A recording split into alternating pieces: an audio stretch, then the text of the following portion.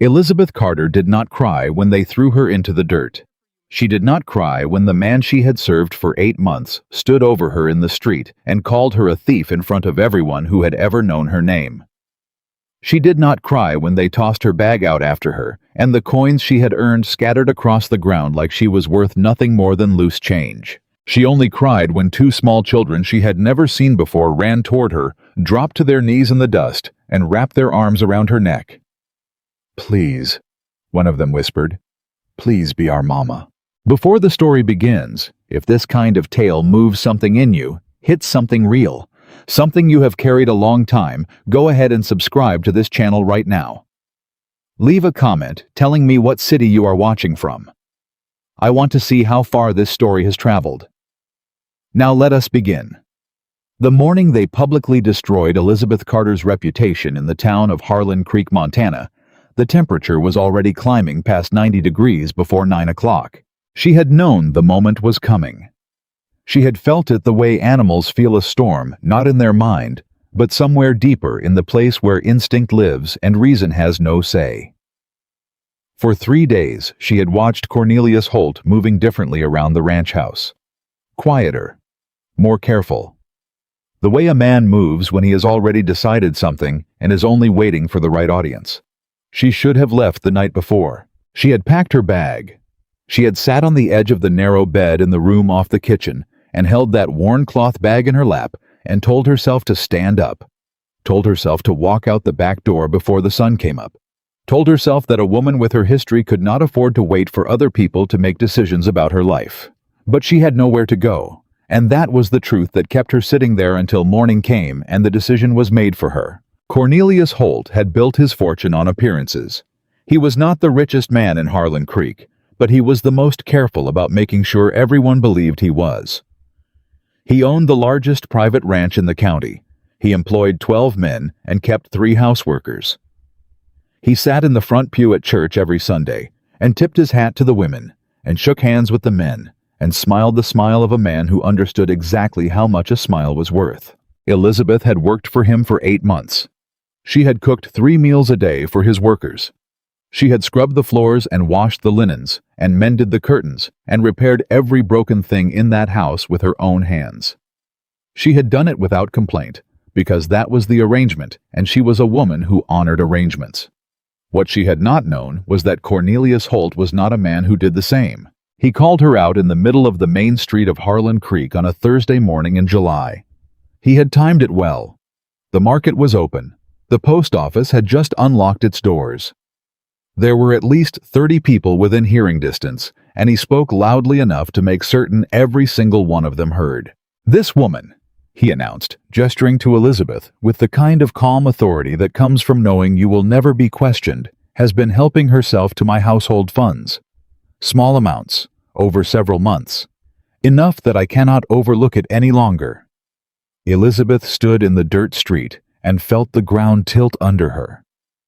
"That is not true," she said. Her voice was steady. She had learned a long time ago how to keep her voice steady, even when her hands were shaking. "I kept records," she said. "Every penny that came in and went out of that household, I wrote it down. I can show—" "I have my own records," Cornelius said pleasantly. He did not raise his voice. He never needed to. "And mine tell a different story." She looked at the people around her.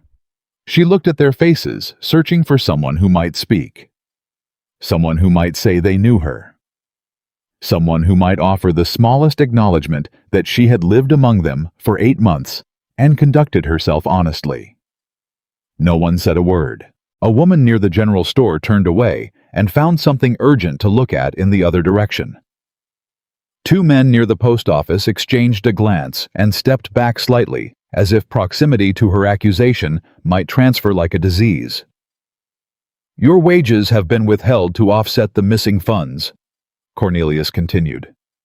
"You are no longer employed at my property, and I would ask that you remove yourself from this town before you cause any further difficulty." "You owe me 8 months of wages," Elizabeth said. "I owe you nothing." He said it the way men like him say things they have rehearsed, calmly, finally, as though the matter were already behind him before it had finished happening, and then he turned and walked away. Elizabeth stood there in the July heat, while the street around her quietly resumed its business. She watched people who had nodded to her in the market, who had accepted her presence in their community without objection for the better part of a year, simply drift back into their routines. One or two of them looked at her with expressions that might have been sympathy, if sympathy required nothing of the person feeling it. No one came to stand beside her. She picked up her bag. She started walking. She did not know where she was going. The nearest town of any real size was 2 days on foot in the heat, and she had almost nothing in that bag except a change of clothes, a small Bible with a cracked spine, and enough dry bread to last her through the day if she was careful about it. She was 31 years old, and she had absolutely nothing. She had not always been in this position. There had been a time not so long ago that she couldn't still feel it, when she had believed that honest work and careful living would build something real. She had believed that a woman who gave her best would eventually be treated with fairness. She had believed in the particular stubborn way of people who have been hurt before and have chosen not to let it make them cruel that the world would eventually balance out. The world had not balanced out. She walked the dirt road out of Harlan Creek with the sun pressing down on the back of her neck and the bag growing heavier with every mile, and she made herself a single promise. She would not cry. Not here. Not where any of them could see her. She had given that town 8 months of herself. She would not give it her tears on top of everything else. The road stretched ahead of her through flat, dry country, and she focused on the movement of her own feet and tried to stop thinking about what came next. The problem was that what came next was unknowable. She had no family to send word to. She had no savings. She had no name in any other town that might count for something. What she had was a road and 2 feet and whatever was left of the will that had carried her this far. She had been walking for maybe 40 minutes when she heard the wagon. She heard it before she saw it, the creak of wheels and the steady knock of horse hooves on packed earth, and she moved to the edge of the road without looking back. She had learned that the most dignified thing a person without options could do was take up as little space as possible and keep moving. But the wagon did not pass her. It slowed. She heard it slow, and she kept walking, staring straight ahead, because she was not going to turn around and look at whoever it was and let them see her face. "Ma'am?" The voice was low, not unkind, not particularly warm either, just a voice that said the word like a man who said ma'am because that was what you said, not because he was performing politeness. Elizabeth stopped walking. She stood still for a moment, and then she turned around. The wagon was a working wagon, the kind used for ranch supply runs, weathered wood.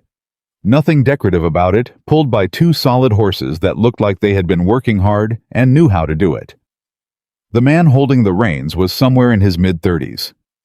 Dark hair jaw that carried several days of stubble, a hat pulled low against the sun. He was not looking at her with pity. He was looking at her the way a man looks at a situation he is trying to understand before he makes any decisions about it. What caught her breath was the 2 children beside him. Twins. A boy and a girl. Both of them, somewhere around 6 years old. Both sitting pressed together on the seat beside their father with the particular stillness of children who have learned that the world can change very fast and it pays to be ready. They were staring at her, not the way children usually stared at strangers with curiosity or suspicion or the bored attention of small people with nothing else to look at. They were staring at her with an expression she had no name for, something that looked almost like recognition, except that was impossible because she had never seen either of them before in her life. "You heading into Harlan Creek?" the man asked. "I am heading away from it," Elizabeth said. Something shifted in his expression. Not quite a reaction. More like a piece of information settling into place. "You Carter woman?" he asked. "The one Holt let go this morning." The words were a small blow even now. She kept her face steady. "I am," she said. He was quiet for a moment. The girl child, the one on the right, reached out and grabbed her brother's hand without looking at him. The automatic gesture of a child seeking something solid. "Where are you headed?" the man asked. "I have not decided yet," Elizabeth said, which was honest. Away was a direction, not a destination. He looked at her for a moment longer. Then he looked at the road ahead of them, and something moved across his face, that she couldn't read, a calculation, or a decision, or maybe something that had been sitting unresolved for a long time, and had just found an unexpected answer. "I am William Dawson," he said. "I run the Dawson Ranch about 6 miles east.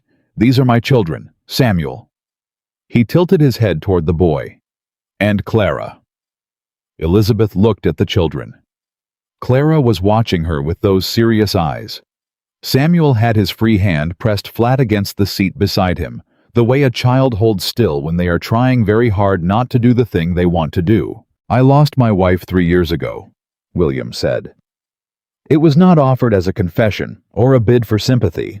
He said it the way he might state any fact about his situation clearly, without ornamentation. "I have been managing the children without help since then. It has not been easy." "I am sorry," Elizabeth said. "I am not looking for sorry," he said. "Not unkindly.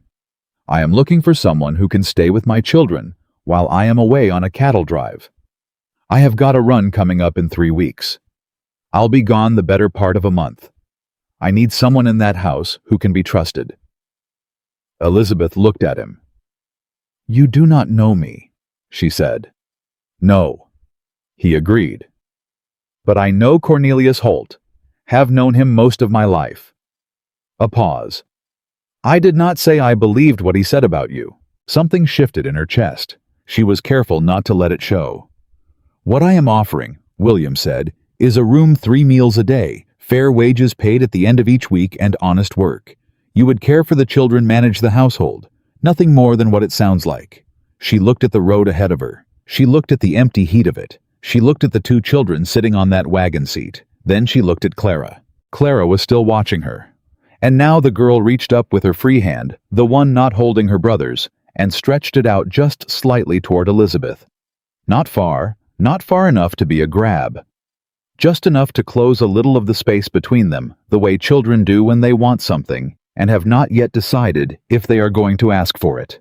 Elizabeth looked at that small reaching hand, and she felt something crack open in the center of her chest, clean as ice breaking in spring. "All right," she said. She said it before she had finished thinking about it. She said it before she had weighed the risks, or considered the complications, or thought about what it would mean to walk into a stranger's home when she had just been publicly accused of stealing from the last stranger's home she had been trusted with. She said it because that small hand reaching toward her was the most honest thing she had seen all day. William Dawson nodded once. He reached down and extended his hand to help her up, and Elizabeth took it and climbed up onto the bench, and there was a brief scramble as both children shifted to make room and somehow ended up with Elizabeth between them, which was not what anyone had planned, but which no one moved to change. Samuel sat on her left bolt upright, staring straight ahead, trying very hard to look like he had not maneuvered himself into that position on purpose. Clara leaned against her arm.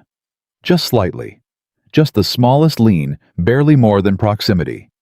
But she leaned, and Elizabeth felt it, and she looked straight ahead at the road and said nothing and let the child lean. William clicked the horses forward.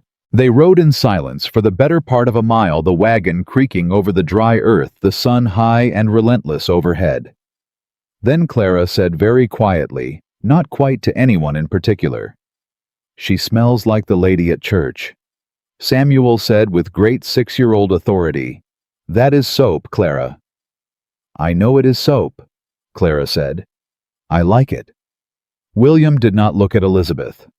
Elizabeth did not look at William. But she heard something in his silence that she suspected was the sound of a man trying not to let his children see him feel whatever it was he was feeling. The ranch was 6 miles east, as he had said, long enough that the sun had shifted by the time the wagon rolled through the gate. Long enough that Clara had fallen asleep against Elizabeth's arm with the complete and trusting surrender of a small child. Long enough that Samuel, who had spent the entire ride determined not to be the kind of boy who fell asleep against strangers, was fighting his eyes with everything he had and losing. The moment the wagon stopped, he snapped awake and sat straight. "I was not sleeping," he announced. "I know," Elizabeth said. "I was resting my eyes." "That is what I said." He looked at her sideways, trying to determine whether she was being sincere or kind. After a moment, he apparently decided it did not matter, and climbed carefully down from the wagon. William lifted Clara, who woke just enough to wrap her arms around his neck, and then went right back to wherever she had been.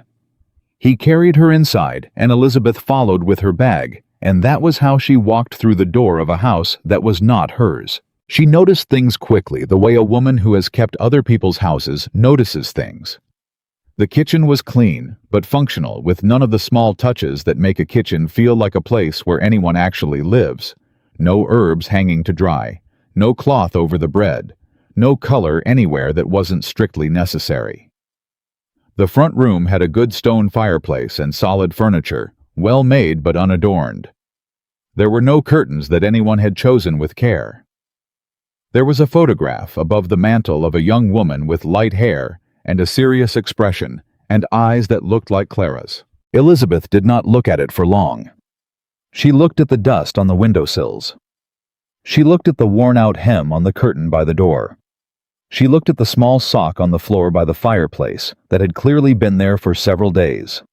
She looked at all the evidence of a home that was holding together through effort alone, held up by the stubborn will of a man who was doing his best, and was not quite enough in all the places that required something other than effort. William came back without Clara. "She will sleep a while," he said. "The drive wore them out." He looked at Elizabeth standing in his front room with her bag still in her hand. "Your room is off the kitchen," he said. "Small but private. I put clean linen on it this morning." She blinked. "This morning," she said. He looked at her steadily. "I heard what happened in town. Word travels. I was coming to see if—" He stopped. "There are people in this territory who deserve help when they need it.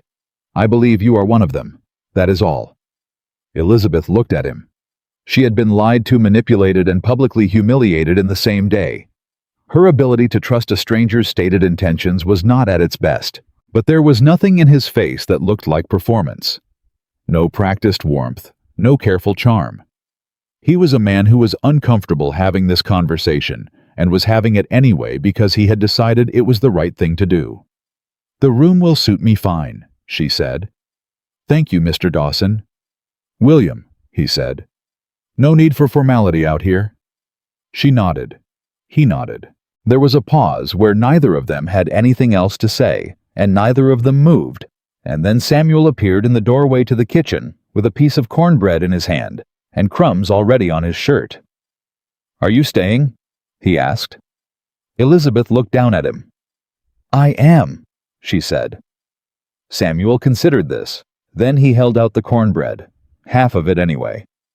"It is from yesterday," he said, "but it is still good." Elizabeth took the half piece of cornbread. "Thank you, Samuel," she said. He nodded, serious and satisfied, and disappeared back into the kitchen. William watched after him for a moment. Then he looked at Elizabeth, and something in his expression shifted. Not quite a smile, not quite grief, but something that moved between them briefly, and was gone before she could name it. "Supper is usually around 6, he said. "I will have it ready," she said. He nodded and went back outside, and Elizabeth stood alone in the front room of William Dawson's house, with half a piece of yesterday's cornbread in her hand, and the photograph of a woman she would never meet, looking down at her from above the mantel. She looked back at it for a moment. "I am not here to take anything that belonged to you," she said quietly. "I only need somewhere to land." She did not know if she believed in such things, but it felt like the right thing to say. She picked up her bag and went to find the room off the kitchen, and she set her things down, and she straightened her back, and she went to work. That was the first evening. By the end of the first week, Elizabeth had learned that Samuel was afraid of thunderstorms, but would sooner suffer through one than admit it, and that Clara had nightmares twice a week like clockwork, and would not be consoled unless someone sat with her until she fell back to sleep. She had learned that William Dawson ate whatever she put in front of him without complaint, and said thank you every single time, which was more than most men did. She had learned that the ranch hands, 4 of them, were respectful at meals, and gave her a wide berth otherwise, which was exactly what she preferred. She had also learned that this house had not had a woman's steady presence in it for 3 years, and the absence had left marks in every corner of it. Not in the obvious ways, not in neglect or disorder, but in a kind of emotional thinning like cloth that is still intact, but has been washed so many times that the light comes through it. She began to fix the things she could fix. She repaired the hem on the kitchen curtain. She found seeds in a tin on a high shelf and planted them in a small patch of ground near the back door. She moved the photograph of William's wife from above the mantel to the small table near the stairs where it could be seen, but did not have to be the first thing your eyes landed on every time you came into the room. William did not comment on the photograph, but she noticed him pause at the foot of the stairs one evening and look at it for a long time, and she thought she was not certain, but she thought that something in his shoulders was less rigid than usual. Clara stopped having nightmares. Not all at once. The first week she had 2, and Elizabeth sat with her through both of them. The second week she had 1. The third week, none. Samuel finished reading his first full book by the end of the second week. He brought it to Elizabeth at the kitchen table with a solemnity that made her want to put her arms around him and also made her understand perfectly that he would die before he allowed it. "I read the whole thing," he said. "You did," she said. "Even the hard parts." "Especially those," she said. He set the book down on the table and stood there for a moment, not leaving. "Will you find me another one?" he said. "I will," she said. He nodded and walked away, and came back 2 minutes later for no apparent reason, and stood in the kitchen eating an apple and watching her cook, and she said nothing about it, because she understood that this was his way, and she was not going to ruin it by making it into something. William watched all of this. He did not say much about it. He was not a man who said much about anything unless saying it was strictly necessary. But he watched the way a careful man watches things that matter to him, and Elizabeth was aware of being watched without being made uncomfortable by it, which was unusual in her experience. He was a fair man. She had known unfair men. She knew what they felt like in a room. She knew the particular weight of their presence, and the way the air changed when they were displeased, and the specific texture of a compliment from a man who was calculating what it would get him. William Dawson was none of these things. He was simply a man who was doing his best in difficult circumstances and who had the decency to recognize when someone else was doing the same. That was more than she had been given in a long time. She did not let herself lean into it too much. She did not let herself forget that she was an employee, that this was a temporary arrangement, that the warm kitchen and the children's voices and the 6 miles of grass and mountain between this place and the town that had thrown her away were not protection from anything permanent. She did not let herself think about what she wanted. What she wanted was not something she could afford to think about. At the end of her 3rd week at the ranch, William told her that the cattle drive was being moved up by a few days. He would be leaving sooner than planned. They were in the kitchen after supper. The children had gone to bed. The lamp was burning low. It was the first time she had been truly alone in a room with him, and she noticed that he sat at the table with his hat in his hands, turning it around slowly, the way men do when they are working up to saying something they are not sure how to say. "I need to ask you something," he said. "Ask," she said. He looked at the hat in his hands. Then he looked up at her. "When I am gone," he said, "who is watching out for you?" She had not expected that. Of all the things he might have said clarifying the terms of her employment, leaving instructions for the ranch, telling her he had spoken to someone about what Cornelius Holt had done, she had not expected that. "I beg your pardon," she said. "You are alone out here," he said. "The ranch hands are good men, but you do not know them, and they do not know you, and there is no one else. Holt is the kind of man who does not let things settle when he believes he has won something. I want to know you will be all right." Elizabeth looked at him for a long moment. "I have been looking out for myself for a long time," she said. "I will manage." "I know you will," he said. "That is not what I asked." She was quiet. He held her gaze. "I will be all right," she said finally. "The children need me here. That is enough." William looked at her for a moment, as though he were trying to see past what she had said to what she meant. Then he nodded. "The children need you here," he agreed. "And that is not the only reason I am glad you are." He stood, set his hat on his head, and said good night, and walked out of the kitchen. Elizabeth sat at the table for a long time after that. She told herself it meant nothing. She told herself it was the observation of a practical man who valued the stability she had brought to his household. She told herself all the sensible things. And then she picked up the lamp and went to check on the children, and she stood in the doorway of the room where Samuel and Clara slept side by side, their faces slack and unguarded, in the way of children who still believe the night is safe, and she felt something she had not let herself feel in a very long time. She felt like somewhere was home. She was still afraid, but she let herself stand there a little longer than she needed to, because whatever came next, whatever William Dawson meant, or did not mean, whatever Cornelius Holt was planning, whatever the world beyond those 6 miles had in store for her right now, in this moment, 2 children were sleeping safely, and a man had asked who was watching out for her. And that was more than nothing. That was in fact more than she had been given in longer than she could remember. She went to bed. She did not sleep for a very long time. But for the first time in 3 weeks, when she finally did, she did not dream about the dirt street in Harlan Creek. She dreamed about seeds pushing up through dark soil toward a sky full of light. William Dawson left on a Tuesday. He did not make a ceremony of it. He was up before dawn, moving through the house with the quiet efficiency of a man who had done this before and had learned that drawn-out goodbyes only made the leaving harder.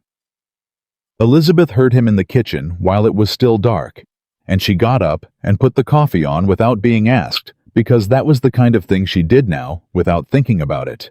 He came into the kitchen and stopped when he saw the coffee already waiting. He looked at the cup. Then he looked at her. "You did not have to do that," he said. "I was awake," she said. He sat down and drank it, standing up the way men do when they have somewhere to be and are trying not to waste a moment of the warmth. She packed him food for the road without being asked for, that either hard biscuits, dried meat, 2 apples, and set it on the table beside him. And he looked at it, and then looked at her again, with that expression she had started to recognize, the one that said something he was not going to say out loud. "The children know I am going," he said. "We talked last night. They will be upset this morning, but they have done this before. Samuel will pretend he is fine. He will not be fine. Give him something to do with his hands." "I know," Elizabeth said. "Clara will cry." "I know that too." He nodded. He finished the coffee. He picked up the food she had packed and put it in his saddlebag without comment. And then he stood in the doorway for a moment with his hat in his hand and looked back at her. "I will be back in 4 weeks," he said. "Maybe 5. "We will be here," she said. Something crossed his face that she did not look at long enough to name. "Elizabeth," he said. She looked at him. He was quiet for a moment. Then, "Thank you for being someone they can trust." He put his hat on and walked out. She listened to the sound of his horse moving away from the house, the slow, steady rhythm of it fading into the morning dark, and she stood at the kitchen window and watched the shape of him disappear into the pre-dawn gray. Then she turned around and started making breakfast, because the children would be awake within the hour, and life did not pause for feelings. And she had learned that the surest way to survive the absence of something you had not meant to need was to keep your hands moving. Samuel was up first, as he always was. He came into the kitchen with his hair still wild from sleep and his shirt on backward, which he had not noticed, and he sat at the table and looked at the place where his father usually sat and said nothing. "Shirt is on backward," Elizabeth said. He looked down. He pulled it off and turned it around and put it back on with the focused determination of a boy who was going to be very busy being fine today. "Is there work to do?" he said. "There is always work to do," she said. "After breakfast?" "I can work before breakfast." "You cannot," she said. "Sit down and eat." He sat down and ate very fast and pushed his plate away and said, "What kind of work?" She gave him the fence line to check along the east pasture. It was not strictly necessary, one of the ranch hands would have gotten to it, but it was a real job, an outdoor job, a job that required walking and looking and making decisions. and Samuel needed all three of those things more than he needed breakfast that morning. He was out the door in under 2 minutes. Clara came down 20 minutes later and stood in the kitchen doorway in her nightgown, looking at the empty table and the empty chair and the absence of her father like a physical object in the room. "He's gone," she said. "He is," Elizabeth said. Clara's chin did the thing it did before she cried, a small particular tremble, just the lower lip barely visible. "Come here," Elizabeth said. Clara crossed the kitchen and let Elizabeth put both arms around her, and she cried for about 3 minutes, the clean, honest crying of a child who has learned that grief does not get smaller by being hidden.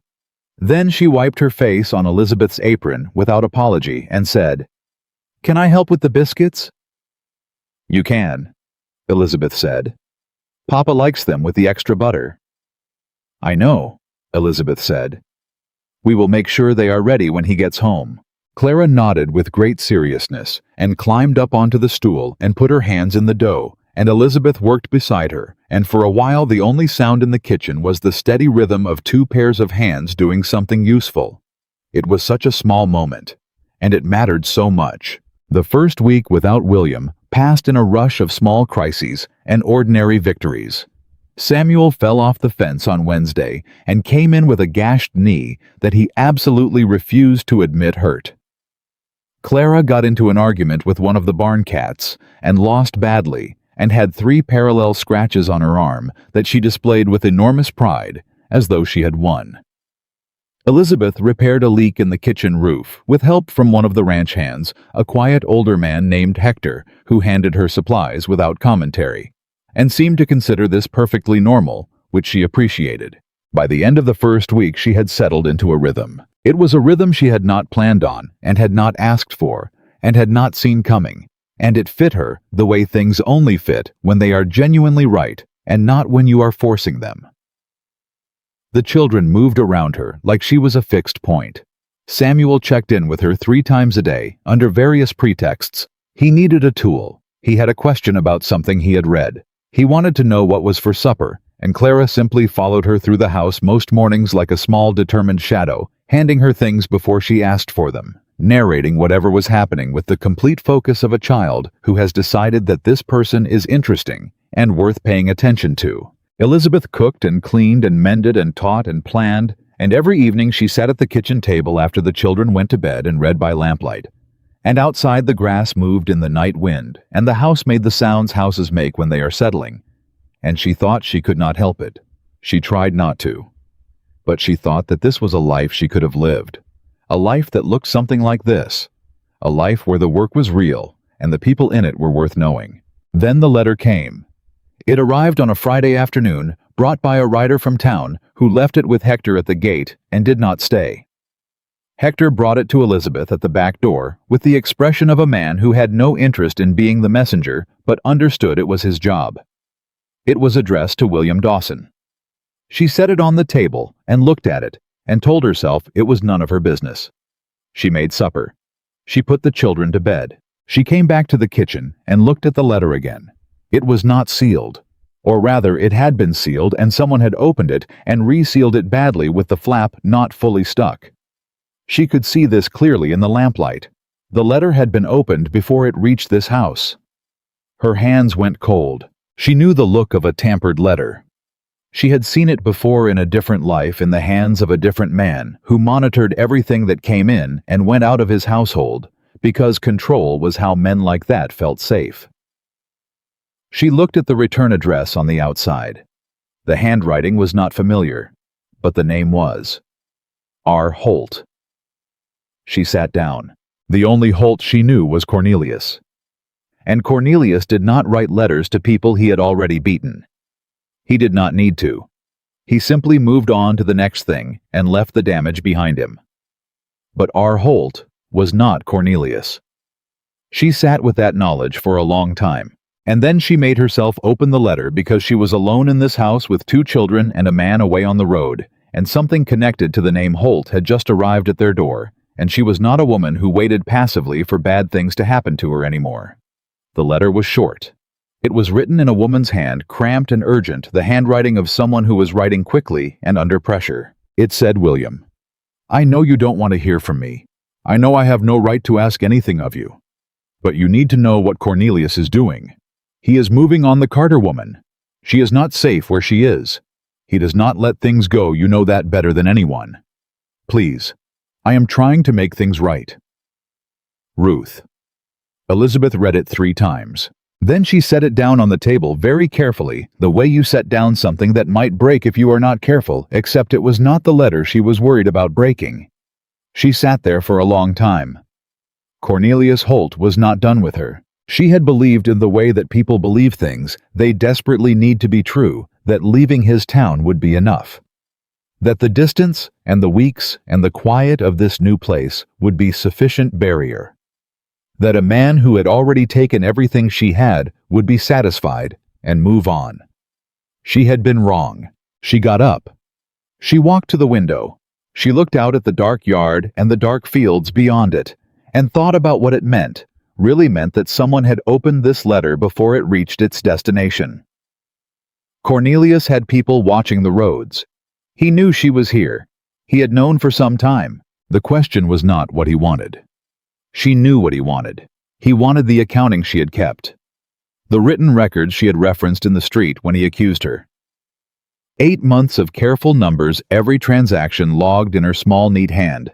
The kind of evidence that could not be dismissed as a woman's word against a powerful man's, because it was not a word, it was a document. It was columns of figures that told a story no one could rewrite. She had those records. She still had them. They were in her bag, folded inside the cover of her Bible, because she had known, some part of her had always known, that the day would come when she would need them.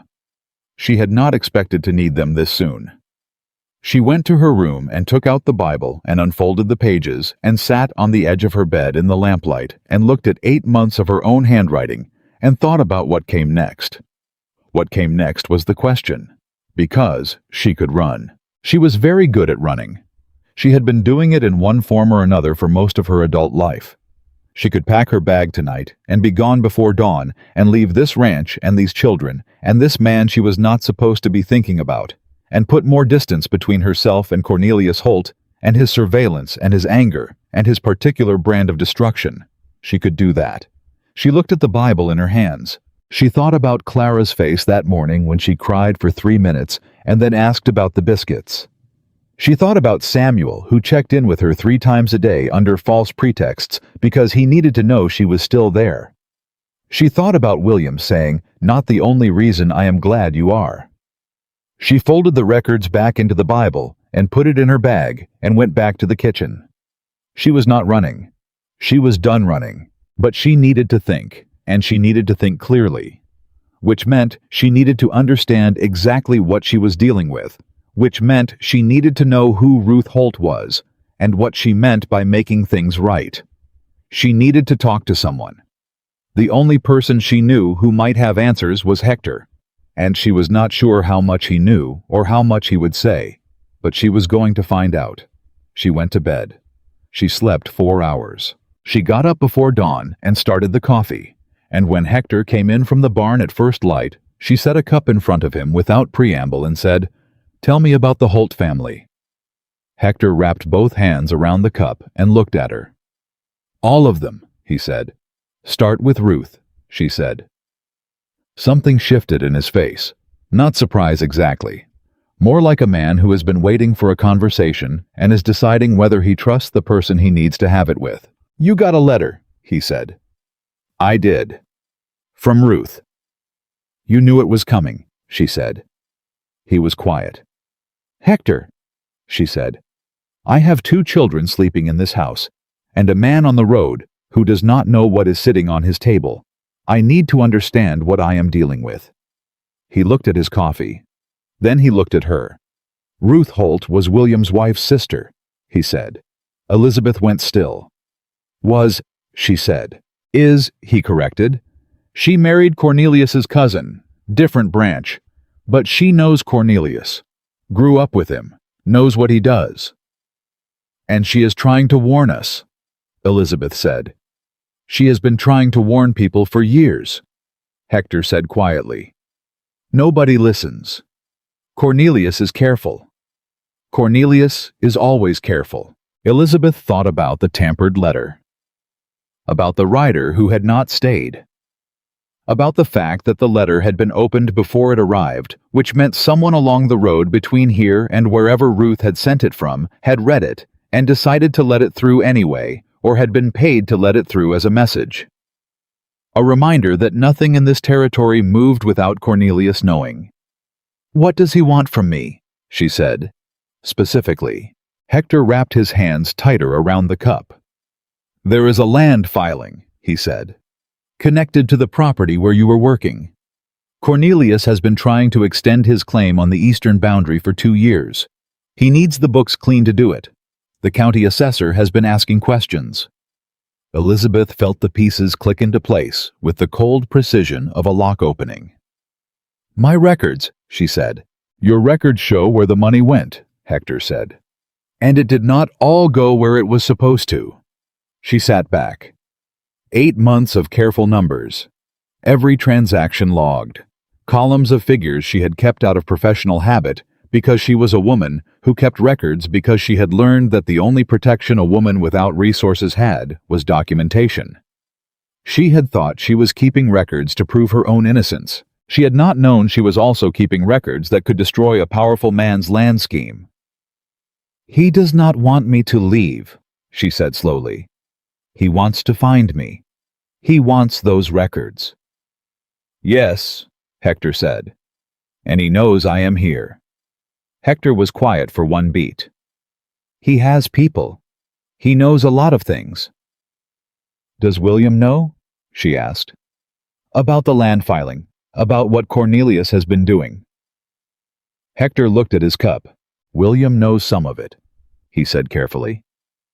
"He and Cornelius have history. William's wife, her family, and the Holts were connected before it all went wrong. It is complicated." "How wrong?" Elizabeth said. Hector looked at her, and in the silence between them, she understood that he was deciding how much to tell her. Not because he did not trust her, but because some of what he knew was not his story to tell. Some of it belonged to William, and Hector was a man who understood the difference between loyalty and gossip, and held firmly to the line between them. "He will tell you himself," Hector said, "when he gets back."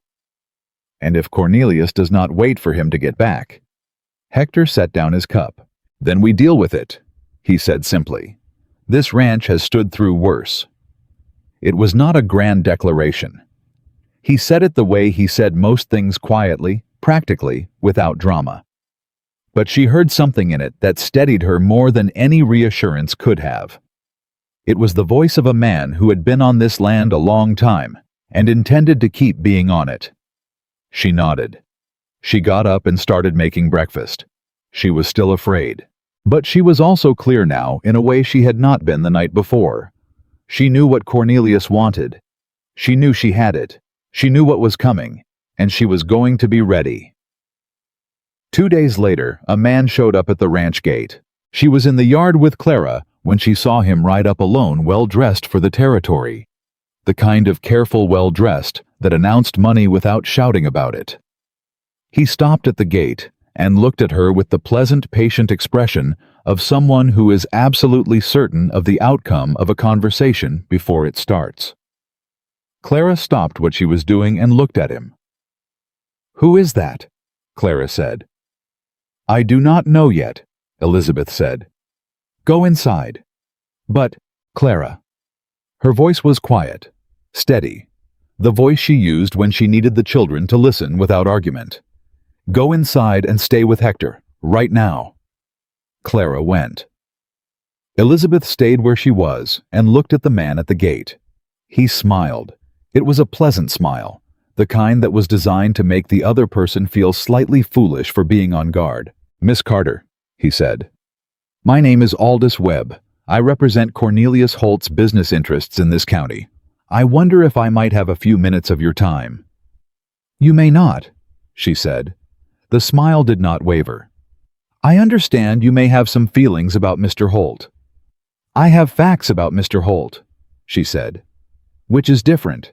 "Miss Carter." His voice shifted. Still pleasant, but with something underneath it now.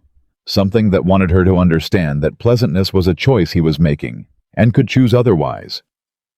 Mr. Holt is willing to settle this matter privately, quietly. He is prepared to offer you a fair sum in exchange for certain personal documents you may have retained from your time at his property. Elizabeth looked at him. "Those documents are my property," she said. "I kept them. I wrote them. Mr. Holt disputes that." "Mr. Holt disputes a great deal," she said. "He is very comfortable disputing things he knows are true." The man looked at her with the particular expression of someone who has been sent to buy something cheap and is recalculating the price.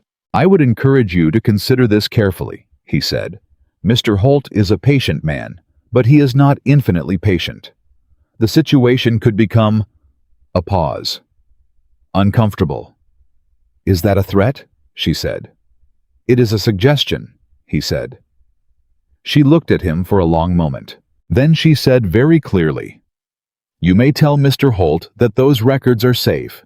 You may tell him that I have no intention of selling them, destroying them, or allowing anyone to take them from me. And you may tell him that if he sends someone to this property again, without an invitation, I will ride to the county seat myself and deliver those records directly to the assessor's office." The man's pleasant expression developed a small crack in it. "That would be unwise," he said. "I have made unwise decisions before," she said. "I survived them. I will survive this too." She held his gaze until he looked away first. He looked away.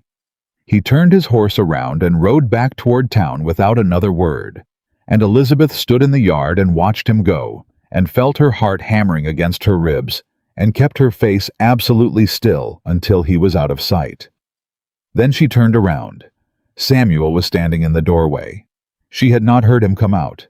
He was looking at her with an expression that was not quite a 6-year-old's expression, too much knowledge in it, too much recognition. He had heard, or enough of it. "Was that man from Holt?" he said. Elizabeth looked at him. She could lie. She could soften it. She could send him inside and tell him it was nothing.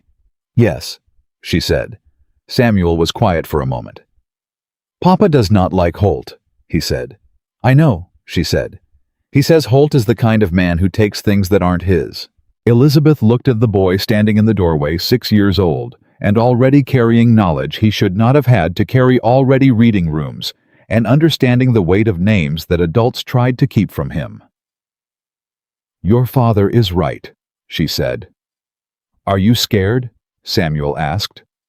She considered lying. She decided against it. "A little," she said. "But I know what I am doing, and I know what I have." Samuel nodded slowly. He looked at the road where the man had been. Then he looked back at her. "I can help," he said. Not boastful, not dramatic. Just a 6-year-old boy stating a fact in the straightforward way of someone who has decided to be useful. Elizabeth felt something move through her chest, quick and sharp and warm. "I know you can," she said. "Come on, let us go check on your sister." She put her hand on his shoulder as they went inside, not in a guiding way, but just there, just present, and he leaned into it slightly, the way he never quite let himself do when anyone was watching, and neither of them said anything about it. Inside, Clara was sitting at the kitchen table with Hector, who was teaching her a card game with the focused seriousness of a man who considered card games to be serious business. He looked up when Elizabeth and Samuel came in, and his eyes asked the question. Elizabeth gave him a small nod. He exhaled through his nose and looked back at his cards. "Your deal," he told Clara. Clara dealt the cards with great ceremony and no accuracy whatsoever, and Elizabeth went to the stove and put the kettle on, and the kitchen filled with the ordinary sounds of people being alive and together. And under those sounds, quiet and constant, the knowledge that something was coming. She did not know when. She did not know exactly how. But she knew this when it came. She would not be the woman standing alone in a dirt street while the world looked away. She had records. She had Hector. She had 2 children who were worth fighting for. And somewhere on a cattle road moving south, she had a man who had said, "That is not the only reason I am glad you are." She let herself think about that. Just once. Just briefly. Then she took the kettle off the fire and poured the water and made the tea and called the children to wash their hands, and the afternoon moved forward the way afternoons do, one moment at a time, imperfect and ordinary, and entirely worth protecting. But that night, after the children were asleep and Hector had gone to the bunkhouse and the house was quiet, Elizabeth sat at the kitchen table with her Bible open in front of her and the folded records spread carefully on the wood beside it. And she did something she had not done in years. She prayed. Not for rescue. She had stopped praying for rescue a long time ago. She prayed for clarity, for the kind of cold-eyed, clear-headed certainty that would let her see the next right thing when the moment came and do it without flinching. She prayed for the children to stay safe. She almost prayed for William to come home sooner. She stopped herself before she finished that one. She folded the records back into the Bible. She blew out the lamp. She went to bed. And in the morning she got up and started the coffee and went through the day with the particular determined steadiness of a woman who has decided that being afraid is not the same as being beaten, and that what Cornelius Holt had taken from her in a dirt street in Harlan Creek was her wages and her reputation and her certainty that the world would ever balance out, but not her nerve. That she still had. That she was keeping. Across the territory, on a cattle road moving south under a wide Montana sky, a man named William Dawson rode with his hat pulled low against the sun and thought about a kitchen lamp burning and a woman standing in his doorway saying, "We will be here." He told himself he was thinking about his children. He was a very bad liar. He pushed the horses faster and told himself it was because the drive was behind schedule. He did not look back. But his mind was already home. The second man came on a Thursday. Not alone this time. Elizabeth was in the kitchen when Hector appeared in the doorway with his hat in his hands and his jaw set in the particular way it got when he was about to say something he did not want to say. "3 riders at the gate," he said, "asking for you by name." Elizabeth did not look up from the bread she was kneading. She pressed her palms into the dough and felt the resistance of it and kept her breathing even. "How many of them are Holt's men?" she said. "All 3, Hector said. "The one in front is the same fellow came before." "Webb." She pressed the dough once more. Then she covered it with a cloth and washed her hands and dried them and turned around. "Where are the children?" she said. "Samuel is in the barn. Clara is—" "Get them inside," she said. "Both of them. Tell Samuel I need him to stay with his sister in the back room and not come out until I say." Hector looked at her. "Elizabeth," he said. "I know," she said. "Get the children." He went. She stood in the kitchen for exactly 10 seconds, letting the fear move through her the way she had learned to let it.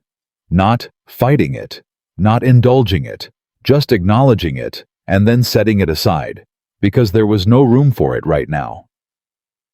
Then she straightened her apron, smoothed her hair, and walked out to the yard.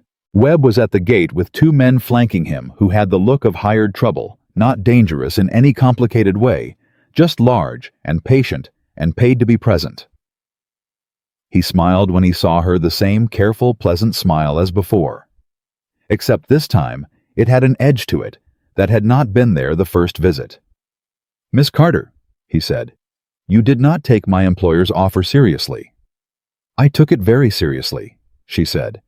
"I seriously declined it. Mr. Holt thought you might reconsider given additional time to reflect." "He was wrong," she said. Webb looked at her steadily. Then he looked at the house behind her. The calculation in his eyes was not subtle. "You are alone out here," he said. "Largely." "I am not alone," she said. "I have Hector and 3 ranch hands, all of whom are within shouting distance. And I have a very clear understanding of what Mr. Holt wants and why he wants it, which means I also have a very clear understanding of how much trouble those records would cause him if they were to reach the county assessor's desk before his land filing is approved." Something flickered behind Webb's eyes. She kept going. "Those records," she said, "are not on this property. I want you to know that. Whatever you are thinking about doing today, it will not accomplish what you came here to accomplish. The records are somewhere safe with someone who has instructions about what to do with them if I am unable to do it myself." That was a lie. The records were in her Bible in her room 30 feet behind her. But she said it with the absolute steadiness of a woman stating a documented fact, and she watched Webb's pleasant expression develop a second crack alongside the first one, and she held her ground and did not blink. The two men behind Webb exchanged a glance. Webb looked at her for a long moment. Then he settled back in his saddle. "Mr. Holt is not a man who forgets," he said. "Neither am I," she said. "Good day, Mr. Webb." She turned her back on them. She walked back to the house. She did not hurry. She did not look back. She counted her footsteps, 1, 2, 3, and kept her shoulders straight and her pace steady and went through the door and closed it behind her. And then she stood with her back against it and put one hand flat against her sternum and breathed. Her heart was going so fast she could feel it in her throat. Hector appeared from the hallway. "They leaving," he said. She crossed to the window and looked. Webb was still at the gate. He sat his horse and looked at the house for what felt like a very long time. Then he said something to the two men too low to hear, and all three of them turned and rode back toward the road. "They're leaving," she said. Hector let out a long breath through his nose. "For now," he said. "For now," she agreed. She moved away from the window. "I need to get those records out of this house," she said. "Today. Where can we send them that Holt cannot reach?" Hector was quiet for a moment, thinking. "Reverend Marsh in Billings," he said. "He is not connected to Holt in any way. William trusts him. Can we get a rider there by tomorrow?" "If we leave within the hour," Hector said. She nodded. "Then let us leave within the hour." She went to her room and took the Bible from her bag and unfolded the records from the cover and looked at them one last time, 8 months of her own careful handwriting, column after column of figures that told the true story of what Cornelius Holt had been doing with money that was not his to spend. She folded them neatly. She put them in a plain envelope. She sealed it and wrote Reverend Marsh's name on the front in her clearest hand. And then she wrote something else on the inside flap, where it would only be seen when opened, a single line that explained what the documents were and who had kept them and why. She gave the envelope to the youngest ranch hand, a boy named Pete, who was 19 and fast, and had the particular reliability of young men who understand that they are being trusted with something real. "Ride straight through," she told him. "Do not stop in Harlan Creek. Do not tell anyone where you are going. Put this directly into Reverend Marsh's hands and no one else's." "Can you do that?" "Yes, ma'am," Pete said. "If anyone tries to stop you—" "They won't stop me," Pete said with the complete confidence of a 19-year-old who has not yet been stopped. She almost smiled. "Go," she said. He went. She watched the dust of his horse settle after he was gone, and then she turned back to the house and found both children standing on the porch watching her with expressions that were too old for their faces. "Is Papa in trouble?" Clara said. "No," Elizabeth said. "Your Papa is fine." "Are you in trouble?" Samuel said. She looked at him. "I am handling it," she said. "That is not what I asked," Samuel said. He was 6 years old, and he said it with the particular directness of a person who has spent considerable time around adults who say things that are technically true and mean nothing. Elizabeth crouched down so she was at his level. "There is a man," she said, "who is trying to take something from me. I am not going to let him. That is all this is." Samuel held her gaze.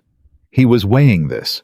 She could see him doing it the same way his father weighed things quietly, thoroughly, without rushing the conclusion.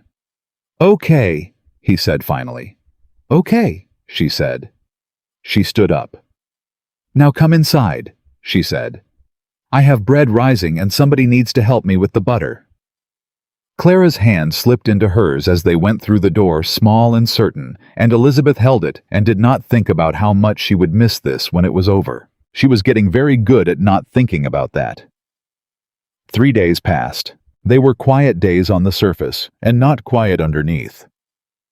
Hector kept a man near the gate at all hours, casually, without making it obvious, and Elizabeth kept the children close and found reasons for them to be inside when she did not know exactly where every person on the property was. She slept lightly. She woke at every sound. She got up twice in the night to check the doors and came back to bed and lay there listening to the house breathe and told herself she was not frightened. She was frightened, but frightened had not stopped her yet, and she did not intend to let it start. On the fourth day, Ruth Holt came to the ranch. Elizabeth did not know who she was at first. She heard Hector's voice at the gate, low and cautious, and she came out to the porch and saw a woman on horseback alone riding hard. A woman somewhere in her late 40s with a face that had been pretty once and was now something better. All the prettiness burned off and replaced with something that knew things. She was well dressed but dusty from the road, and she was looking at Elizabeth with the particular intensity of someone who has come a long way for a specific purpose. "Elizabeth Carter," she called. "Yes," Elizabeth said. "My name is Ruth Holt," she said. "I wrote you the letter, or I wrote William, but it was meant for you." She paused. "I need to speak with you, please." Elizabeth looked at her for a long moment. Then she said, "Hector let her through." She brought Ruth inside and put coffee on because that was what you did, and Ruth sat at the kitchen table with both hands wrapped around the cup and did not drink it, just held it the way people hold things when they need something to hold. "You know who I am," Ruth said. "William's wife's sister," Elizabeth said. "Married into the Holt family. Married in and have been trying to get out for 20 years, Ruth said. It was not self-pity. It was a statement of condition the way you describe weather. "Cornelius is my husband's cousin. I have known what he is for a long time. I have not had the means to do anything about it until now." "What changed?" Elizabeth said. "You did," Ruth said. Elizabeth looked at her. Elizabeth looked at the records you kept, Ruth said.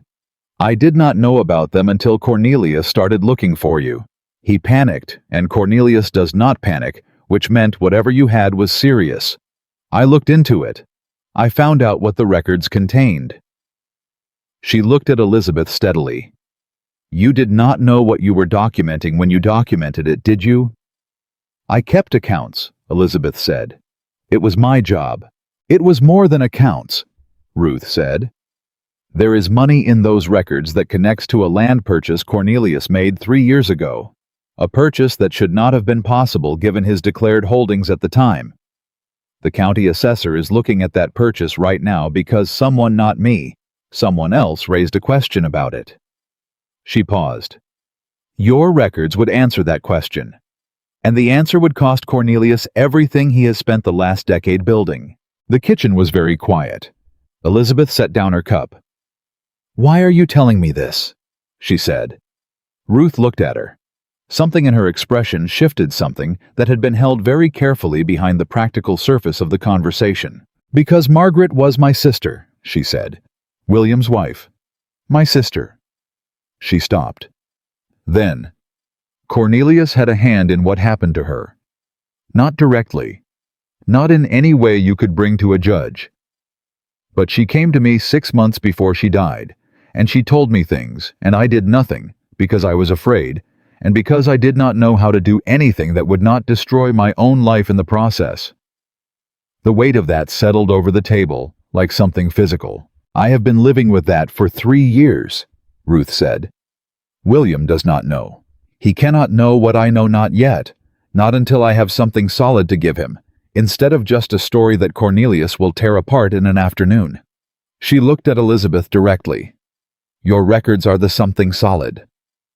Elizabeth sat with this. She thought about the photograph above the mantel, the serious-faced young woman with Clara's eyes.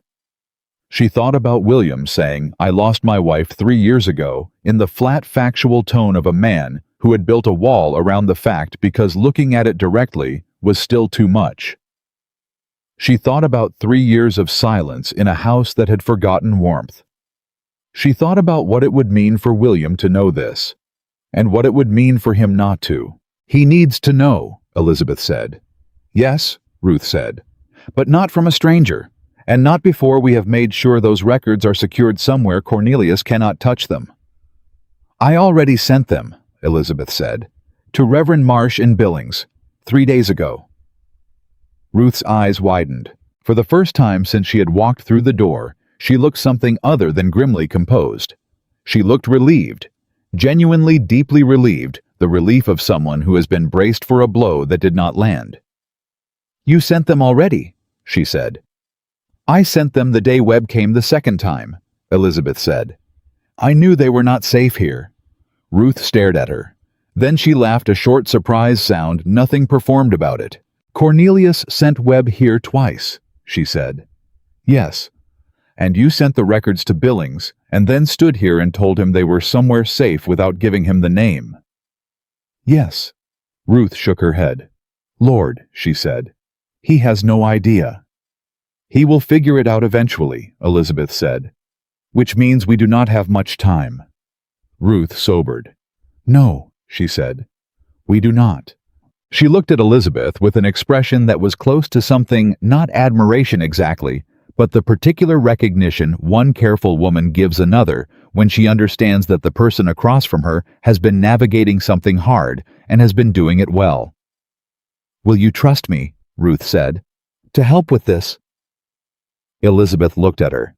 She had very limited experience of the Holt family inspiring trust, but this woman had ridden alone to a ranch 6 miles from town to warn a stranger.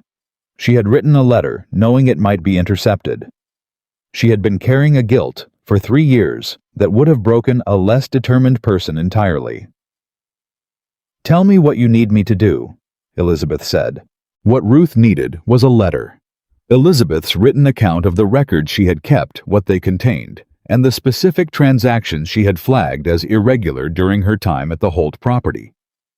Not the records themselves, which were safe with Reverend Marsh, but a statement in Elizabeth's own words that could be presented to the county assessor alongside them. They sat at the kitchen table for 2 hours, Elizabeth wrote. Ruth listened and occasionally said, "Include that, or that is important, or write that exactly as you said it," and by the end of it, they had 4 pages of Elizabeth's careful handwriting that constituted the clearest account of Cornelius Holt's financial misconduct that had ever existed in documented form. Elizabeth signed it. Ruth witnessed it. They looked at each other across the table. "He is going to know it was me," Ruth said. "When this goes to the assessor." "Yes," Elizabeth said. "My husband." Ruth stopped. Elizabeth waited. "My husband is not a good man," Ruth said, "but he is not Cornelius. When Cornelius falls, my husband will have a choice to make. I believe he will make the right one." She paused. "I have to believe that." Elizabeth heard the shape of what it cost her to say it. "What will you do?" Elizabeth said. "After." Ruth folded the statement carefully and put it in the inside pocket of her coat. "I will go back to my house," she said. "I will make supper, and I will not say a word, and I will wait for this to move through the system the way it moves, which will take weeks and possibly months." She stood. "And in the meantime, I would encourage you to stay close to this ranch and let Mr. Dawson know what is happening the moment he returns." She moved toward the door. Then she stopped. She turned back. "She would have liked you," Ruth said. "Margaret. She would have liked you very much." Elizabeth could not speak for a moment. "Go carefully," she said finally. Ruth nodded. She put her hat on and went out, and the sound of her horse faded away down the road, and Elizabeth stood in the kitchen with the coffee going cold on the table, and the afternoon light coming through the window, and the absolute stillness of the house around her. Clara came in from the hallway. She had been listening. Elizabeth had suspected as much. "Who was that lady?" Clara said. "Someone trying to make something right," Elizabeth said. "Did she?" Clara said. Elizabeth thought about 4 pages of her own handwriting, about records sitting safe with a reverend in Billings, about a woman who had been carrying guilt for 3 years and had finally found something to do with it. "She started to," Elizabeth said. "That is what matters right now." Clara considered this with the seriousness she gave to most things. "Is it going to be okay?" she said. Elizabeth looked at her. This child who had her mother's eyes. This child who braided her own hair now because Elizabeth had taught her. This child who had stopped having nightmares because Elizabeth had sat with her through enough of them. Yes, Elizabeth said. She said it like she meant it. She was working on meaning it. The letter from William came 4 days later. It was brief. He was not a man who wrote long letters, but it said 2 things that mattered. The drive was finishing early a week ahead of schedule, and he had heard through the particular network of rumor and whispered news that moves across frontier territory, like weather, that there had been trouble near his property. He was coming home. He would be there in 6 days. Elizabeth read the letter twice. Then she folded it and put it in her apron pocket and kept it there for the rest of the day in the way you keep something close that you need to be able to touch. That evening, Samuel found her sitting on the porch after supper. He sat down beside her without asking if that was all right, because he had stopped asking permission for things like that and had started simply doing them, which she had noticed and not said anything about because she did not want to break whatever it was by naming it. They sat in the quiet for a while. "Papa's coming home," Samuel said. "He is," she said. 6 days. 6 days. Samuel was quiet. Then, "Are you going to tell him about Holt and Webb and all of it?" "Everything," she said. "He deserves to know everything." "He's going to be angry," Samuel said.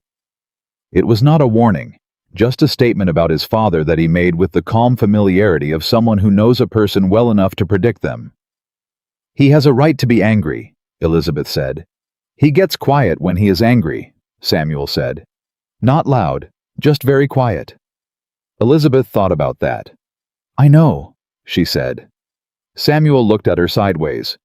"You know," he said. She realized what she had said and caught herself. "I imagine," she said. "It seems like something he would do." Samuel looked at her for a moment longer than was comfortable. Then he looked back out at the road and said, "I am glad you are here." The words were simple. He said them in the same matter-of-fact tone he used for everything, the tone that made it clear that he was stating a fact and not asking for a reaction. But Elizabeth felt them in the center of her chest, like a struck bell, clean and resonant and lasting. "I am glad I am here too," she said. He nodded once. He got up and went inside. She sat on the porch for a long time after that, in the cooling evening air, and let herself feel the full weight of what was coming. William was 6 days out. Cornelius Holt was somewhere in the territory running out of options and getting more dangerous as they ran out.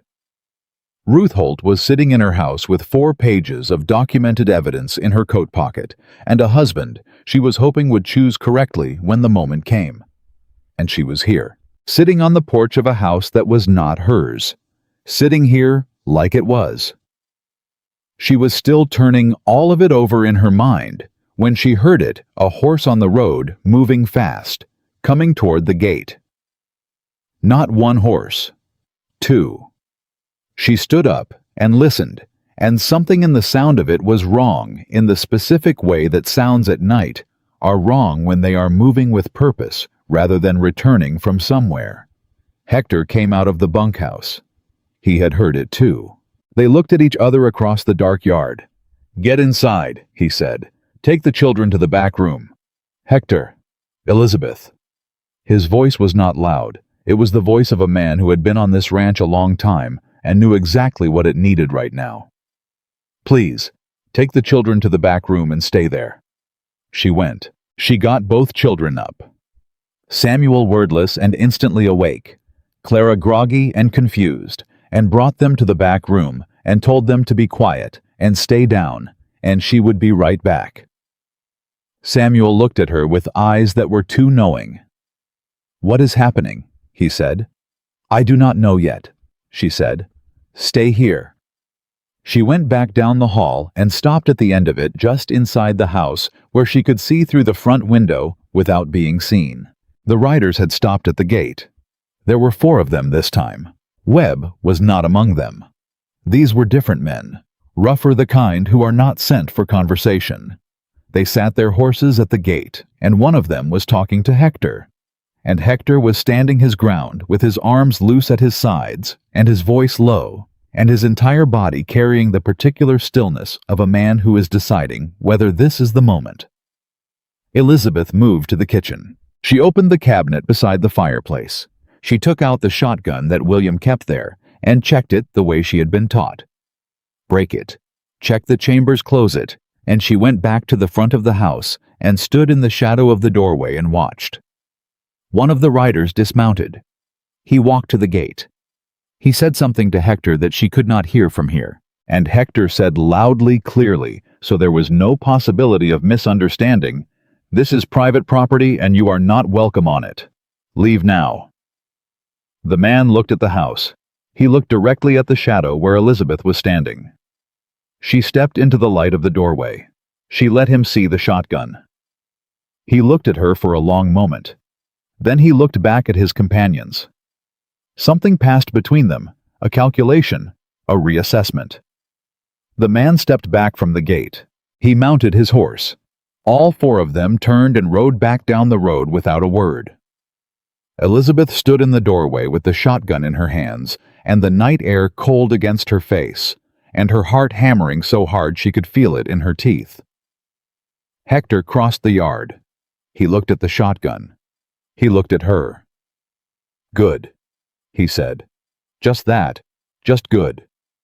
She lowered the gun. "Tomorrow," she said, "I am sending another rider. To William. He will be 5 days out by then," Hector said. "Then he needs to ride faster," she said. Hector almost smiled. It was a grim thing, that almost smile, but it was real. "I will find you a fast rider," he said. She went back inside. She returned the shotgun to the cabinet. She went to the back room and found Samuel sitting on the floor, with his arms around Clara, who had fallen back asleep against his shoulder, with the complete helpless trust of a child who has decided that her brother is a safe place to be. Samuel looked up at her. "Is it done?" he said. She crouched in front of him. "For tonight," she said. He looked at his sister. Then he looked at Elizabeth. "She wasn't scared," he said quietly. "Because you were here." Elizabeth looked at the boy holding his sleeping sister in the dark. She thought about every reason she had to leave this place. Every practical, sensible, self-protective reason. Every argument her scared and tired mind had been making for weeks about why getting attached was dangerous and staying was foolish and hope was a trap. She thought about all of it.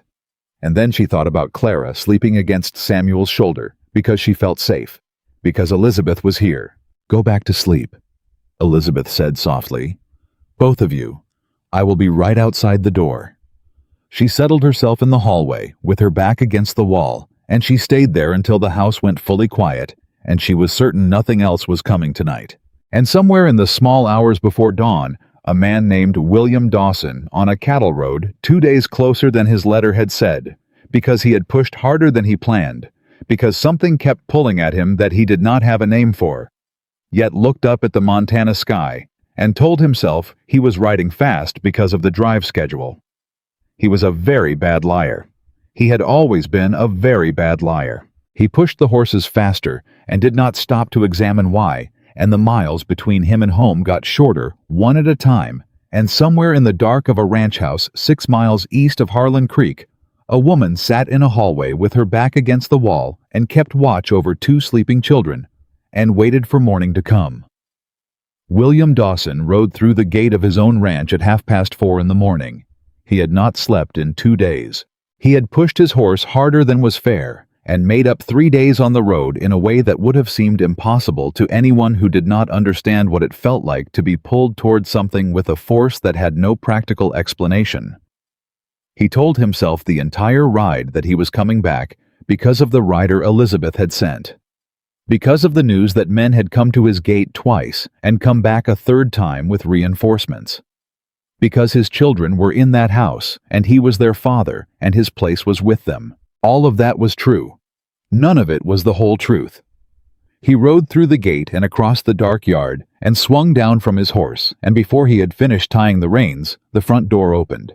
Elizabeth was standing in the doorway, with a lamp in her hand. She was dressed. She had not been asleep. She looked at him across the yard with an expression that was not relief, Not quite. It was something more controlled than relief. The face of a woman who had been holding a great deal together for a long time, and had just felt the first thing shift that she had not been holding alone. She said nothing. Neither did he. He crossed the yard. He stopped when he was close enough that she did not have to raise her voice, and he looked at her face in the lamplight, and took in the shadows under her eyes, and the set of her jaw, and the way she was standing straight, composed, entirely steady, in the way that only people who have been afraid for a very long time and have refused to bend under it look. "You are all right," he said. It was not a question. He said it the way you say something you needed to be true, and are only now allowing yourself to believe it. "I am all right," she said. "The children?" "Sleeping. They are fine." He let out a long breath through his nose and looked at the ground for a moment. Then he looked back up at her. "Tell me everything," he said. They went inside. She put coffee on because her hands needed something to do, and he sat at the kitchen table, and she stood at the stove, and she told him. All of it. Webb's first visit, and the letter from Ruth, and the records she had sent to Reverend Marsh in Billings, and Webb's second visit, and Ruth coming in person, and the 4 pages of documented statements she and Ruth had put together, and the 4 riders who had come in the night and found her standing in the doorway with a shotgun. William listened without interrupting. He sat with his hands flat on the table and his jaw tight, and he listened, and the only indication of what it was doing to him was a single muscle in the side of his face that had been working steadily since she said the words, 4 riders in the night. When she finished, the kitchen was quiet. "You sent the records to Marsh," he said. "Before the second visit," she said. "I did not tell Webb where they were." "And Ruth came here, to this house?" "Yes." He was quiet. "Did you know," Elizabeth said, "about the land filing? About what Cornelius was doing?" "I knew some of it," he said. "I knew Cornelius had been pushing on the eastern boundary claim for 2 years. I knew it had something to do with money that was not clean." He paused. "I did not know he had someone on his property keeping records that documented it." Elizabeth watched his face. "William," she said, "Ruth told me something else." Something in his stillness shifted a different quality of listening, the way a body changes when it is bracing for something it cannot name, but can feel coming. "About Margaret," Elizabeth said. He said nothing. "She said your wife came to her 6 months before she died," Elizabeth said carefully. "She said Margaret told her things about Cornelius." The muscle in his jaw went rigid. "What things?" he said. His voice was very flat and very quiet. "She did not tell me the specifics," Elizabeth said. "She said she did not have enough to bring to a judge. She said the records would give her something solid." She paused. "She said Cornelius had a hand in what happened. Not directly." The kitchen was absolutely silent. William sat at his table in the house he had built, and the house his wife had lived in, and the house his children had grown up in without their mother. And he did not move for a very long time. Then he said in a voice that was barely above a whisper, and was the most controlled thing she had ever heard a human being produce. "She came to Ruth." "Yes." "6 months before." "Yes." He looked at his hands on the table. Elizabeth stood at the stove and did not speak, and did not look away from him, and did not offer him comfort because he did not need comfort. Right now, he needed space. The particular kind of space that allows a man to feel something enormous without an audience performing concern at him. After a long time, he said, "She never told me." "No," Elizabeth said. "She was protecting me," he said. Not a question. He knew his wife. He knew what she would have done. She found out something, and she went to Ruth instead of me, because she knew what I would have done. He looked up. His eyes were dry. The kind of dry that comes after something has moved past the place where tears live, and into the place where only action exists. "What would you have done?" Elizabeth said quietly. He looked at her. "Something that would have gotten me killed or jailed," he said. Or both. She nodded. He looked back at his hands. And then she died, he said. And I never knew. And Cornelius... He stopped. The records will take him apart, Elizabeth said. Ruth has the statement. Reverend Marsh has the documentation. What Cornelius built his land filing on is going to fall apart in front of the county assessor, and it will take most of what he owns with it. That is not enough, William said. I know, she said, but it is what we have right now, and it is real, and it is documented, and it cannot be dismissed. She paused. It is more than he has ever had to face before. William sat with that. He was quiet for a long time. Then something in his posture shifted, not softened, but reorganized the way a man reorganizes when he has absorbed something and decided what to do with it.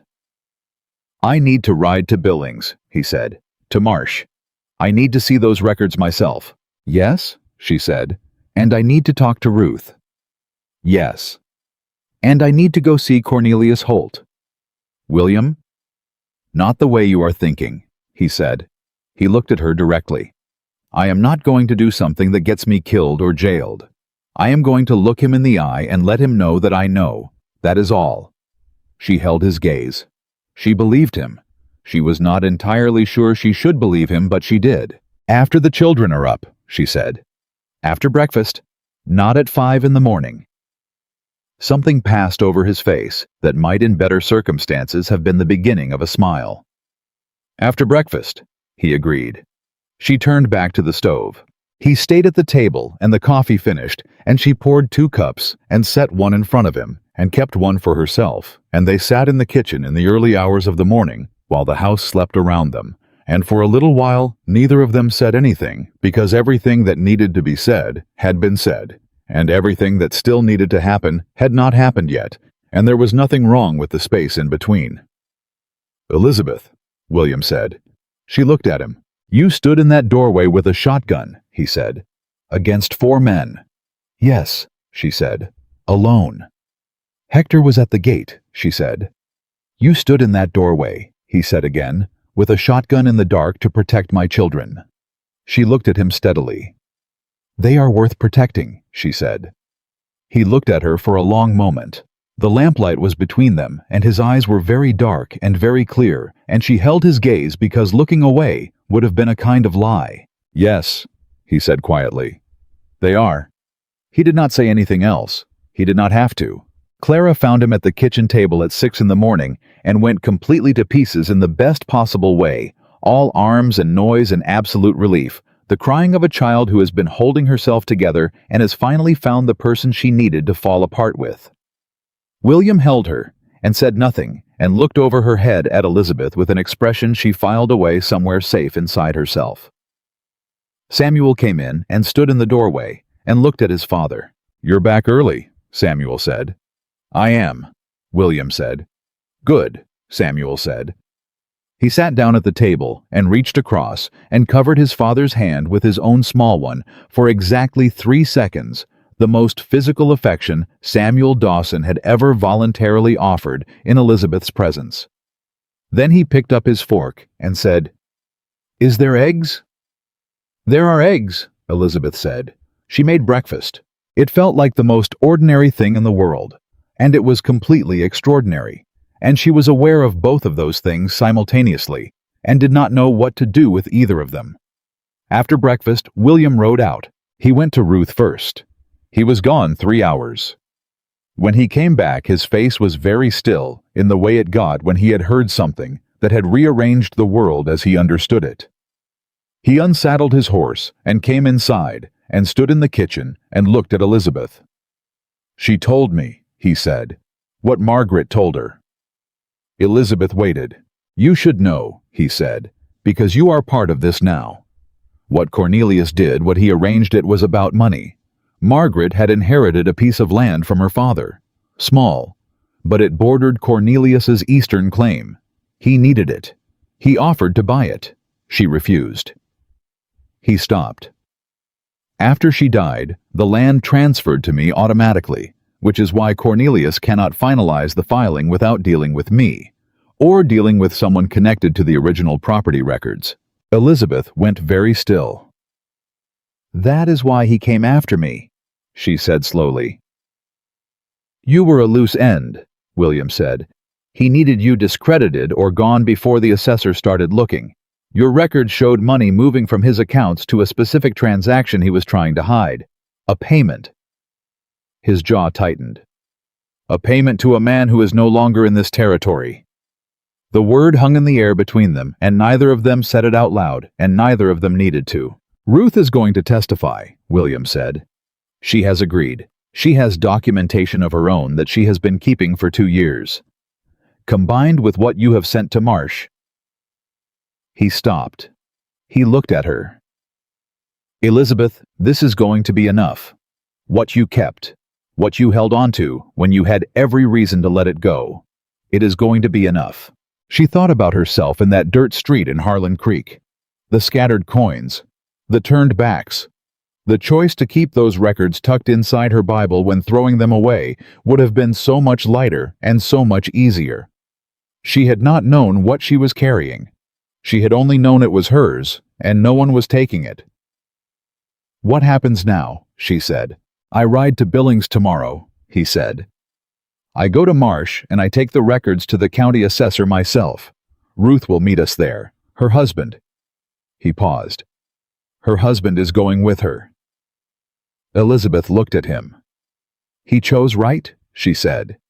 "He chose right," William confirmed. He looked at her steadily. "I want you to come with me," he said. "To Billings. I know it is a lot to ask. The children will stay with Hector and the hands they have done it before, but your account, your testimony about the records, about what you observed, about what Cornelius's man said when he came to this gate, it matters. Your word in person in front of an assessor matters."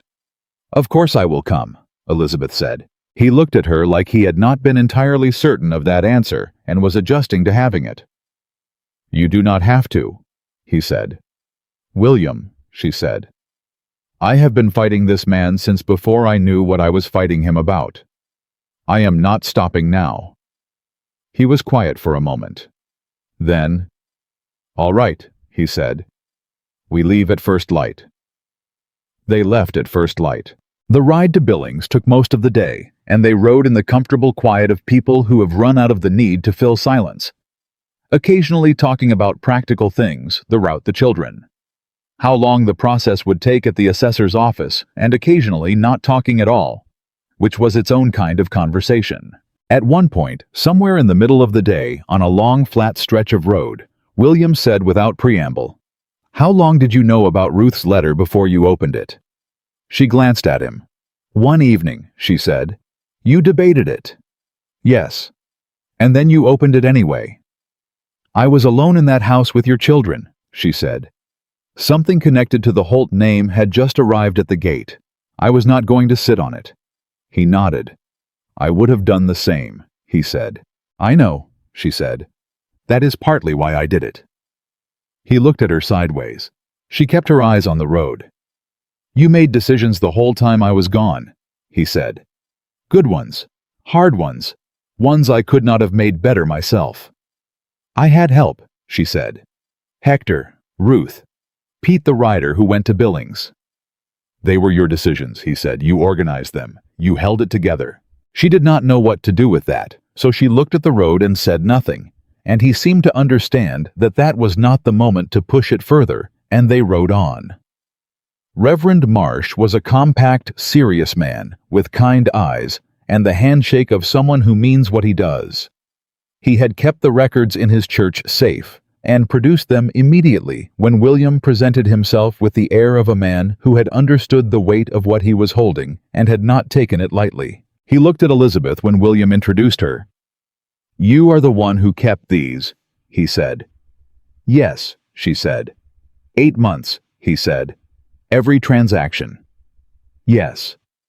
He looked at her with an expression she recognized, the particular expression people give you when they have seen evidence of who you are, and it has answered a question. "It is good work," he said simply. "Careful, thorough, honest work." She had been called many things since Harlan Creek. That was the best thing anyone had said to her. They went to the county assessor's office the next morning. William, Elizabeth, Ruth, and Ruth's husband, Daniel, a quiet, heavy-set man, who walked 2 steps behind his wife, with the careful attention of someone demonstrating with his body that he understood what was required of him.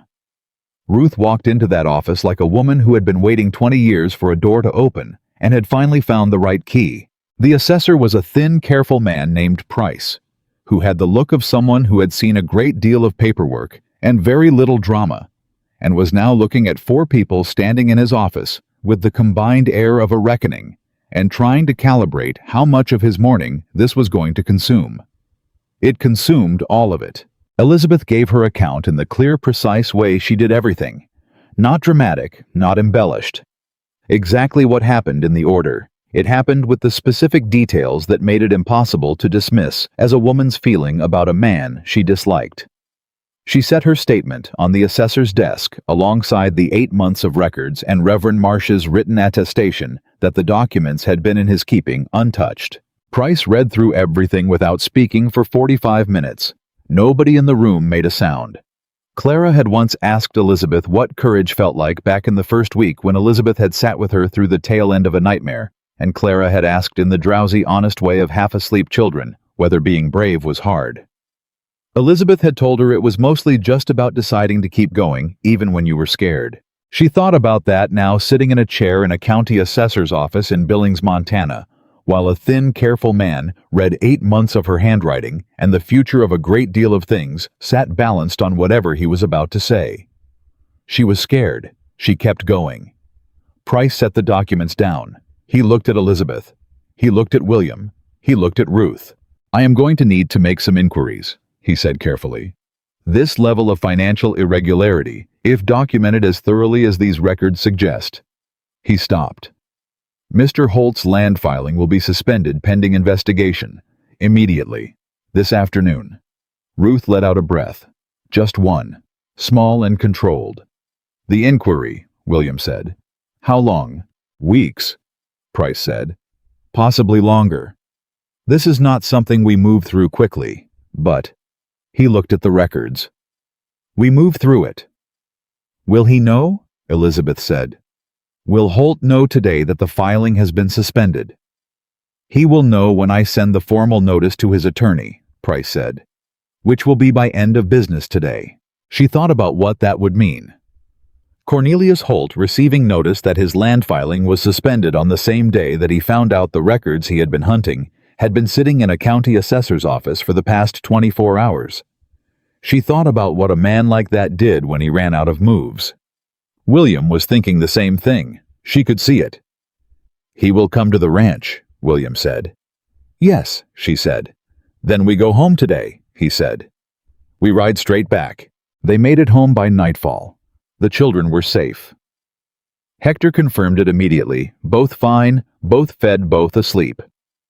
Elizabeth went to check anyway, standing in the doorway of their room with a lamp in her hand and watching the slow rise and fall of their breathing. And she felt something move through her that she was not going to examine closely right now, because if she did, she would sit down in the hallway and not get up. She went back to the kitchen. William was at the table with 2 cups of coffee already poured, and she sat across from him and wrapped both hands around the cup, and they sat in the silence for a while. "He will come tomorrow," William said. "Or tonight," she said. He shook his head. "He is not stupid. He comes at night, and it looks like what it is. He comes in the morning in daylight, and it is still a visit between men with a long history." He paused. "He will want to look me in the eye. Men like Cornelius always want to look you in the eye when they think they still have something to say." "Does he," Elizabeth said, "still have something to say?" William looked at her. "No," he said, "but he does not know that yet." She held his gaze across the table. "William," she said, "when he comes..." "I will handle it," he said. "I know you will," she said. "I am asking you to let me be there." He looked at her steadily. She held his gaze and did not look away, and did not soften it because she meant it without softening. "This started with me," she said. "In a dirt street in Harlan Creek. I was there. I was the one standing alone in the street when nobody would look at me." She paused. "I want to be there when it ends." William was quiet for a long moment. The lamplight moved between them. Then he said, "All right." One word. But it was the word that meant he saw her. Not as someone he was protecting, as someone who had earned the right to stand next to him when the reckoning came. She nodded. She drank her coffee. Outside, the Montana night was deep and still, and the stars were enormous overhead, and the ranch sat quiet in the dark, and inside a kitchen, with a lamp burning low. Two people sat across a table from each other and did not talk about what they were not talking about, and somehow that was enough. He came at 10 in the morning. Cornelius Holt rode through the gate of the Dawson Ranch alone, which was either confidence or calculation, or both, and Elizabeth suspected both. He was a man who understood appearances the way craftsmen understand their tools. He came alone because coming with men would mean he was afraid, and he had not yet decided he was afraid. He was not what she had expected. She had expected something more obvious, some clearer mark of what he was. But he was simply a man in his late 50s, well-made, the kind of handsome that had settled into authority over the years, riding a good horse and wearing a good coat, and carrying himself with the ease of someone who had never in his life been told no in a way that stuck. William was in the yard. He had been in the yard since 9, not ostentatiously just present working, moving, doing the ordinary things of a working ranch, and when Cornelius rode through the gate, he stopped what he was doing and turned and watched him come and did not move toward him or away from him. Elizabeth was on the porch. Cornelius's gaze went to her first. He looked at her with an expression she could not fully read. Complex, layered, the look of a man encountering a problem that has turned out to be more persistent than anticipated. Then he looked at William. "William," he said. "Cornelius," William said. Cornelius dismounted. He was careful about it, deliberate the way powerful men are deliberate about physical things in front of other men. "Heard you went to Billings," Cornelius said pleasantly. "I did," William said. "Assessor's office." "That's right." Cornelius looked at him. The pleasantness on his face was intact, but it had a different quality now, thinner, like paper held up to light. "You know this is going to be a complicated situation," Cornelius said. "These records, whatever that woman told them. That woman's name is Elizabeth Carter," William said, "and what she told them is documented in her own handwriting across 8 months of accounts that she kept because that is the kind of woman she is. Careful, thorough, honest." He let that settle. "Unlike some." Cornelius's jaw moved slightly. "I had those accounts audited," he said. "My own people." "Your own people," William said, "are named in the records, by amount and by date." He paused. "So is the payment, the one from 3 years ago." The air between them changed. Something left Cornelius's face, not the composure, not yet, but the thing underneath the composure, the absolute bedrock certainty that he was untouchable. It cracked just slightly, just enough. "You do not know what you are talking about," Cornelius said. "Margaret came to Ruth," William said. His voice was very quiet. 6 months before she died. "Did you know that—" Cornelius said nothing. "She told Ruth what you were doing," William said.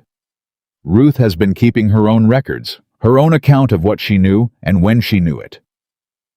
He looked at Cornelius with the clear, cold steadiness of a man who has had one night to absorb something enormous and has come out the other side of it resolved. "Ruth testified yesterday. To the assessor. Her husband was with her." Cornelius blinked. It was the first involuntary thing Elizabeth had seen him do. That single blink, the fractional reset of a man whose calculations have just been completely overturned. "Daniel," he said. It came out flat. "Daniel," William confirmed. A long silence. Cornelius looked at Elizabeth on the porch. She looked back at him. She did not say anything. She did not need to. She had said everything she needed to say in a dirt street in Harlan Creek 7 weeks ago, and she had said it in 8 months of careful numbers, and she had said it in a county assessor's office in Billings, with her hands steady and her voice clear. She was done speaking to this man.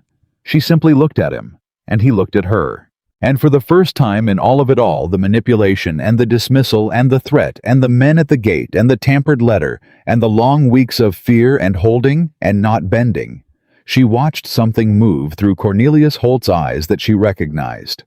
He knew it was over. He had known it since the moment William had said the word payment.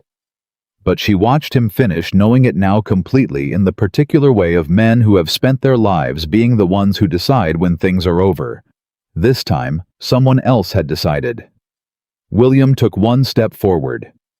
"Get off my land, Cornelius," he said. It was very quiet. "Do not come back." Cornelius Holt straightened. He settled his coat. He put his hat back precisely where it had been.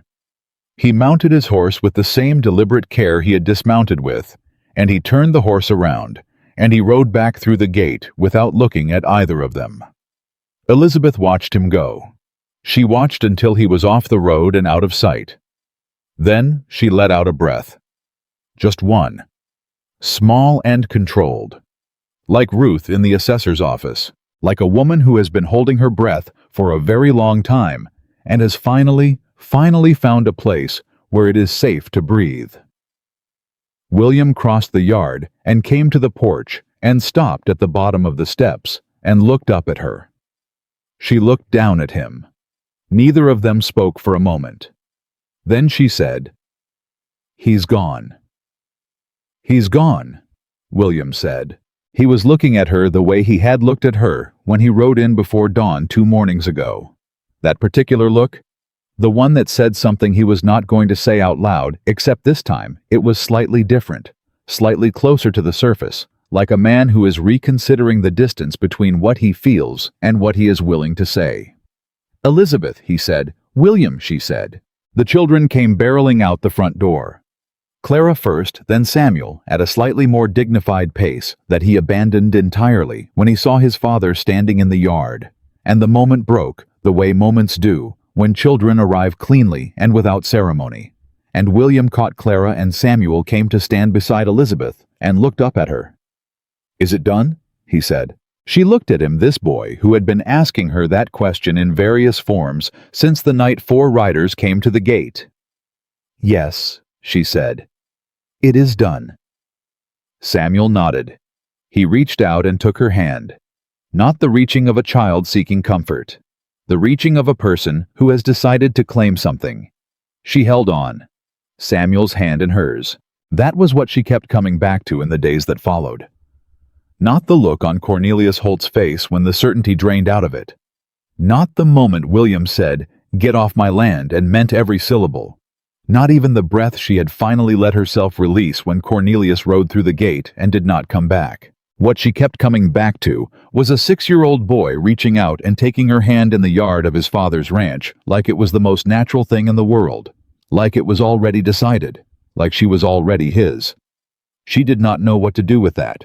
She did a great deal of cooking instead. The week after Cornelius Holt rode away from the Dawson ranch, the world reorganized itself in the quiet, bureaucratic way that worlds reorganize when powerful men are finally held accountable for the things they have done.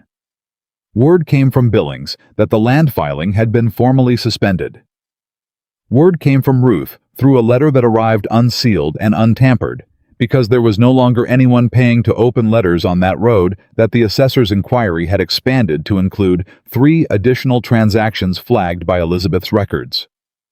Word came from a source Hector would not name, which meant it was reliable that 2 of Cornelius Holt's longest-standing business associates had quietly begun distancing themselves from his enterprises in the particular way that rats leave ships before anyone else has noticed the water. Cornelius Holt was not finished. Not yet. Men like him were never finished quickly. They had too many layers of insulation, too many attorneys, too many favors owed by too many people who were too comfortable to want those favors examined closely. But he was wounded, and he knew it, and William knew it, and Elizabeth knew it. What she did not know, what she was working very hard not to spend too much time thinking about, was what came next for her specifically. The original arrangement had been temporary. Care for the children while William was on the cattle drive. 4 weeks, maybe 5. She had been here nearly 2 months. The drive was long finished. The crisis, while not fully resolved, had moved out of the immediate and into the institutional, where it would grind forward without requiring her presence at the Dawson ranch to do so. She could leave. There was nothing contractually holding her here. She had wages. William had paid her every week without fail more than the original agreed amount with the quiet matter-of-factness of a man correcting an imbalance. She had enough to get to another town, find another position, start the careful business of building something again somewhere new. She could leave. She started mentally packing her bag on a Wednesday evening, standing at the kitchen window after supper, not because she wanted to leave, but because wanting to stay had started to feel dangerous in a way she did not entirely trust herself to manage. Clara appeared at her elbow. "What are you thinking about?" Clara said. "Nothing important," Elizabeth said. Clara leaned against her arm in the way she had been doing since the second week, that small particular lean, just pressure, just presence. "You have a face," Clara said. "Everyone has a face," Elizabeth said. "You have a thinking face," Clara said. "Not the regular thinking face, the other one." Elizabeth looked down at her. "What other one?" she said. "The one you get when you are thinking about going somewhere," Clara said. The kitchen was very quiet. Elizabeth looked at this child, this 7-year-old girl who had her mother's eyes and her father's directness, and who had been reading Elizabeth's face for 2 months with the focused attention of someone who understood that the person in front of her was important, and that important things needed to be watched carefully. "Clara," she said. "Are you going to leave?" Clara said. Not accusatory, not pleading, just direct, the way Clara was always direct, the way she asked questions because she needed the actual answer and had learned that the actual answer was always better than the comfortable one. Elizabeth looked at her for a long moment. "I do not know," she said. It was the most honest answer she had. Clara considered this with the seriousness she gave to most things. "Papa does not want you to leave," she said. Elizabeth's chest tightened. "Clara, he talks different when you are in the room," Clara said. "He talked different before too. Before Mama. And then after Mama, he stopped. And now he talks different again."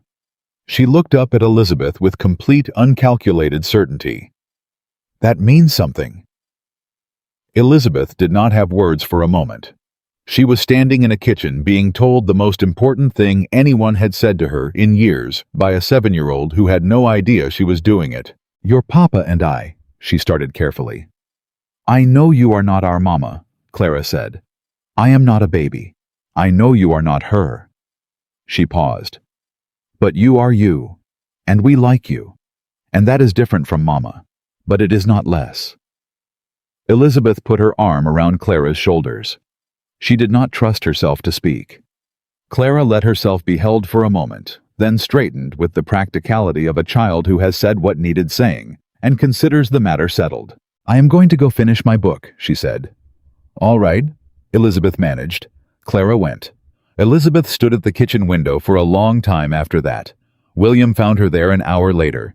He came in from the yard and stopped when he saw her still standing at the window, and he read something in the set of her shoulders that made him not go past the doorway. "You are thinking about leaving," he said. She turned around. He was looking at her with that expression she had catalogued over 2 months, without meaning to, the one that was not quite readable, the one that said more than he was permitting himself to say. Except tonight, it was closer to the surface than usual.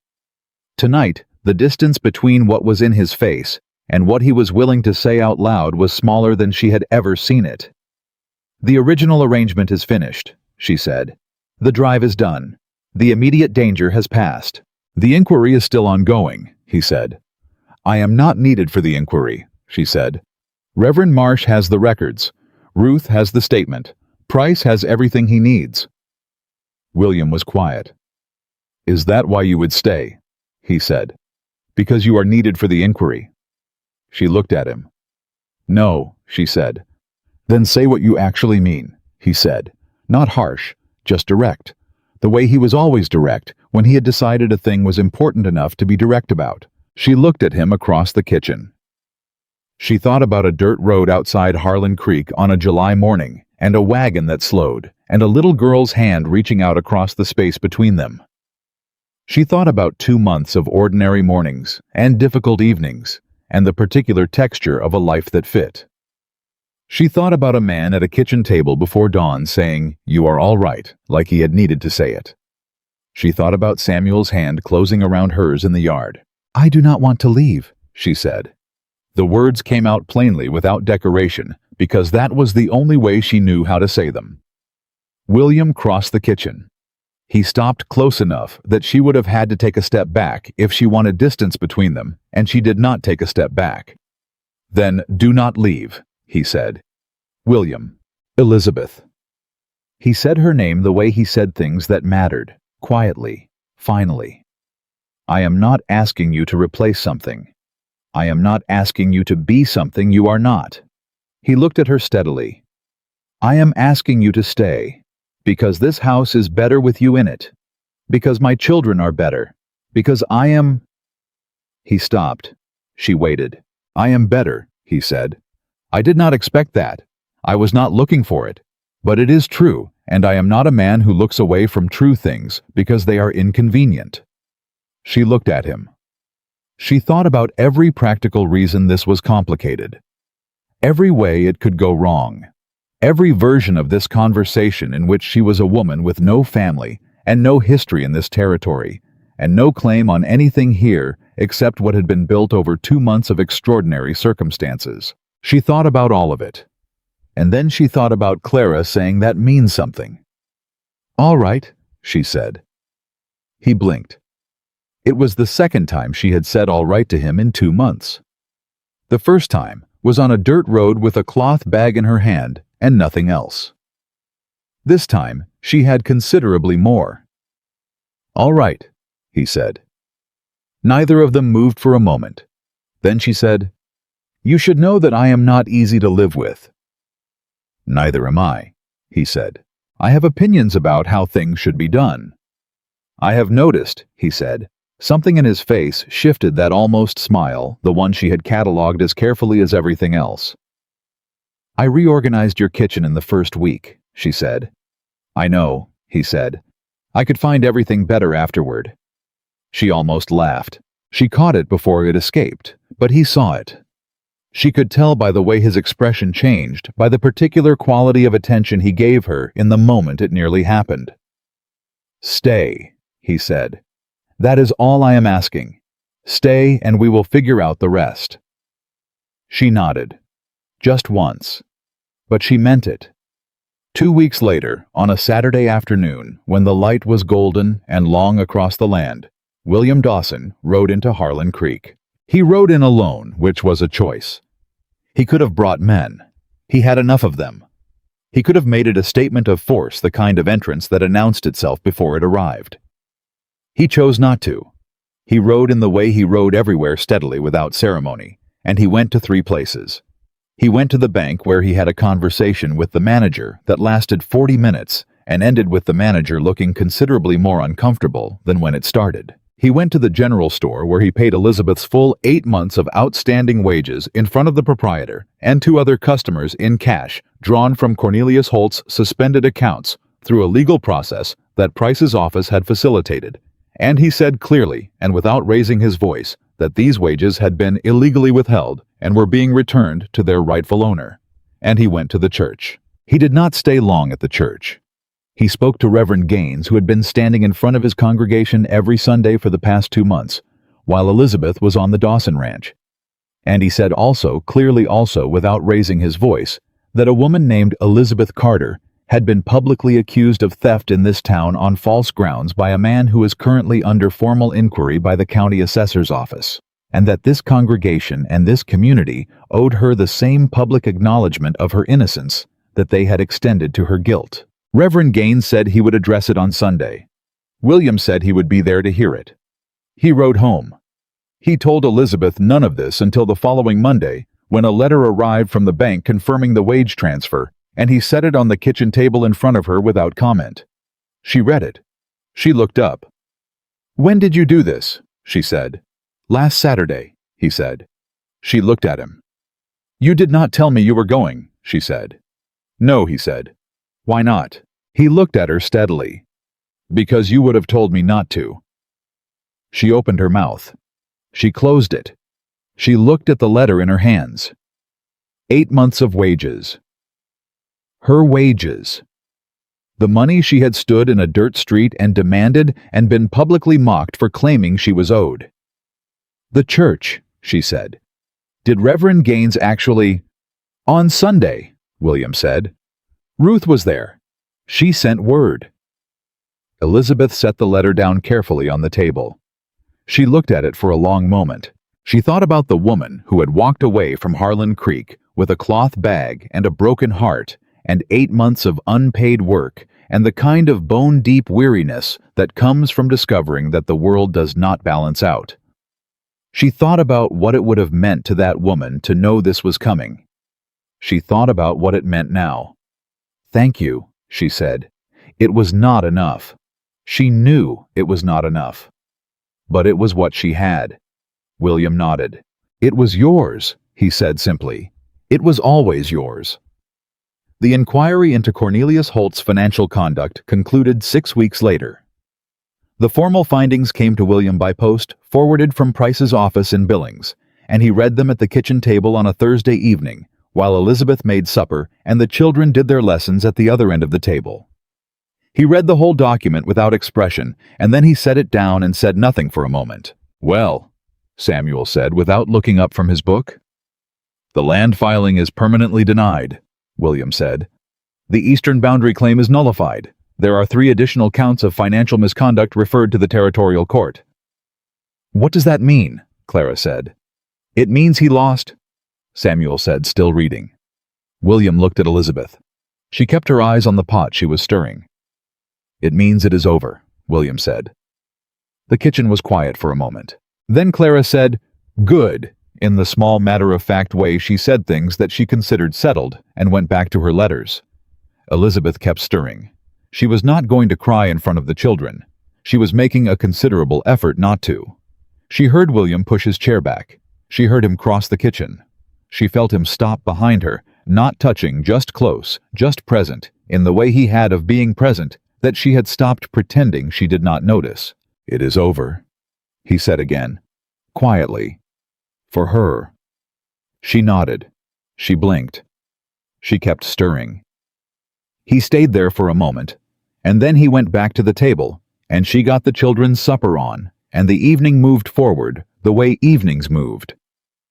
In that house noisily, warmly, with Samuel arguing about something, and Clara demonstrating something she had learned, and the sound of ordinary life filling the rooms that had been quiet for too long. It was not a small thing. It was, in fact, the largest thing. The Sunday that changed everything was in October, when the air had turned, and the light was the specific gold of early autumn, and the ride to town felt different than it had in July. William had asked her to come to church with them. He had asked it carefully without pressure, in the way he asked things that he understood were her choice to make. She had said yes. She had not been back to Harlan Creek since the morning they threw her out of it. She sat in the wagon between the children, Clara pressed against her left side. Samuel a deliberate distance away on her right that he had been incrementally closing since they left the ranch, and she watched the town come into view and felt her pulse do something complicated. "You do not have to look at any of them," Samuel said. She glanced at him. "I know," she said. "But if you want to," he said, "we will be right here." She looked at this boy, 7 years old now, with his father's jaw and his mother's eyes, and something that was entirely his own, something that had been shaped in part by 2 months of being listened to and taken seriously, and told that his word meant something. "Thank you, Samuel," she said. He nodded. He closed the remaining distance and leaned against her arm. Just slightly, just enough. They walked into the church together. William first, then Elizabeth, with a child on each side, and people turned to look. Because of course they did, because this town had watched her be thrown out of it 4 months ago. And now she was walking back in on the arm of William Dawson's family. And the story of what had happened to Cornelius Holt had been moving through the territory for weeks. She held her head up. She sat in the pew with Clara's hand in hers. and Samuel's shoulder against her arm, and William a steady presence beside her, and she looked straight ahead and breathed. Reverend Gaines spoke about justice. He spoke about it carefully without naming names, the way men of God navigate between truth and community, in small towns where everyone knows everyone, and the balance is always delicate. But he spoke about it clearly enough. He spoke about the obligation of a community to protect the innocent and to make right what had been done wrong. He spoke about the particular courage of people who keep honest records in the face of those who would rather the records not exist. Elizabeth kept her eyes forward. 2 pews ahead of her, she saw a woman who had turned away in the street in July. The woman did not turn around, but she sat very still in a way that said she was aware of exactly where Elizabeth was sitting. It was not an apology. It was not anything she could name. But it was something. It was the acknowledgement of a community that had failed someone and was in the early uncomfortable process of knowing it. She let it be what it was. After the service on the steps of the church, Ruth found her. Ruth looked different than she had when she came to the ranch lighter. Somehow the weight of 20 years of guilty silence redistributed into something she was carrying differently. Her husband Daniel stood slightly behind her with the same careful attention he had shown in the assessor's office. "How are you?" Ruth said. "Better," Elizabeth said. Ruth looked at her for a moment. Then she looked at William standing nearby with the children, and something moved across her face that was old and complicated, and finally at peace with itself. "She would be glad," Ruth said quietly. "Margaret, I want you to know that. She would be so glad." Elizabeth looked at her. "I believe you," she said. Ruth nodded. She squeezed Elizabeth's hand once, brief and firm. Then she and Daniel walked to their wagon, and Elizabeth watched them go, and she thought about a woman she had never met, whose eyes lived in her daughter's face, and she thought, I know she would. On the way home, Clara fell asleep against Elizabeth's arm, with the completeness she brought to everything. Samuel stayed awake watching the road with the focused attention of a boy who was thinking about something. After a while he said, "Are you going to be here for Christmas?" William glanced at her across the top of Clara's sleeping head. Elizabeth looked at Samuel. "Yes," she said. "And after," he said. She held his gaze. "And after," she said. Samuel looked at the road. "Good," he said. He said it the same way Clara had said good when William told them about the inquiry. Matter of fact. Settled. The way you say something when you have decided it is true, and do not see any need to make more of it than it is. William was quiet for the rest of the ride home. But when they pulled through the gate of the ranch, and Clara stirred awake, and the children climbed down from the wagon, he stayed beside her for a moment while the children ran ahead. "Elizabeth," he said. She looked at him. He reached into his coat and took out something small and held it out to her.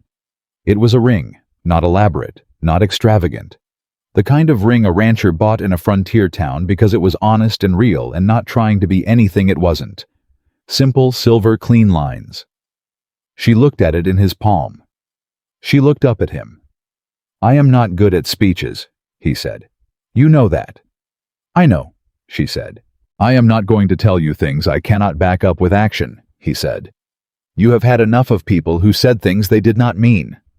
"Yes," she said. "So I will only tell you what I know for certain," he said. "I know that you are the most honest person I have ever met. I know that this ranch is a home because of you, not in spite of everything that happened, but because of you specifically. I know that my children—" His voice shifted just slightly, just enough. "My children needed someone to choose them. And you did. You chose them every single day when you had every reason to leave." She was not going to cry. She was absolutely not going to cry. "And I know," he said, "that I am asking you not because I need someone in this house. I am asking you because I want you in it. You. Not someone. You." The ring was still in his palm. The October air was cool and the light was long, and behind them the house was warm with lamplight, and ahead of them the children were already at the door. Clara turning to look back with those serious, knowing eyes. Elizabeth looked at the ring. She looked at William. She thought about a dirt road in July with nothing but a cloth bag and a broken heart, and a small hand reaching across the space between them.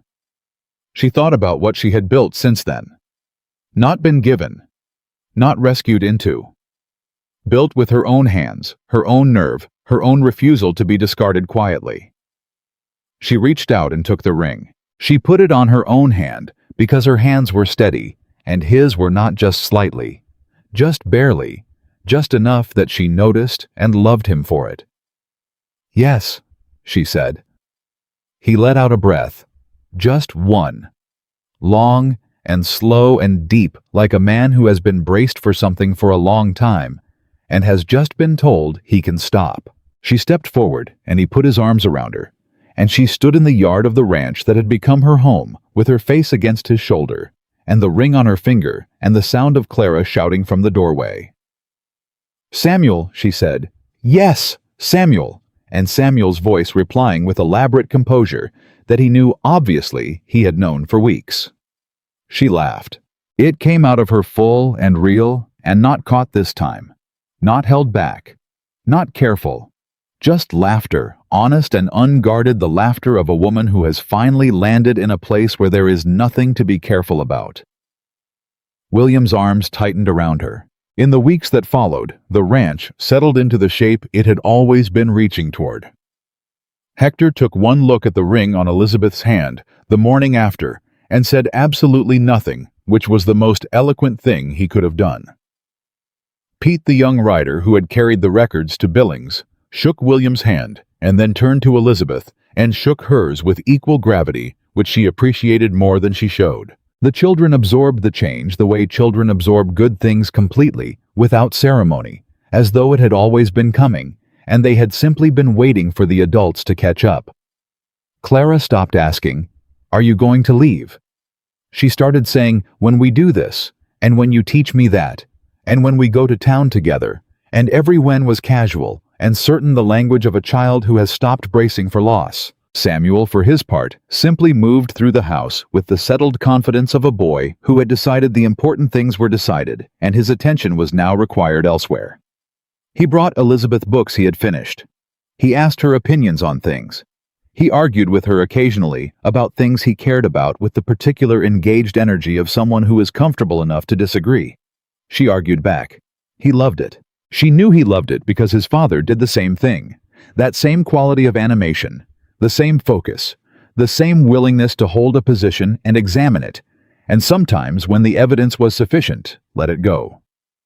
She was learning the shape of this family. She was learning that it was also the shape of herself.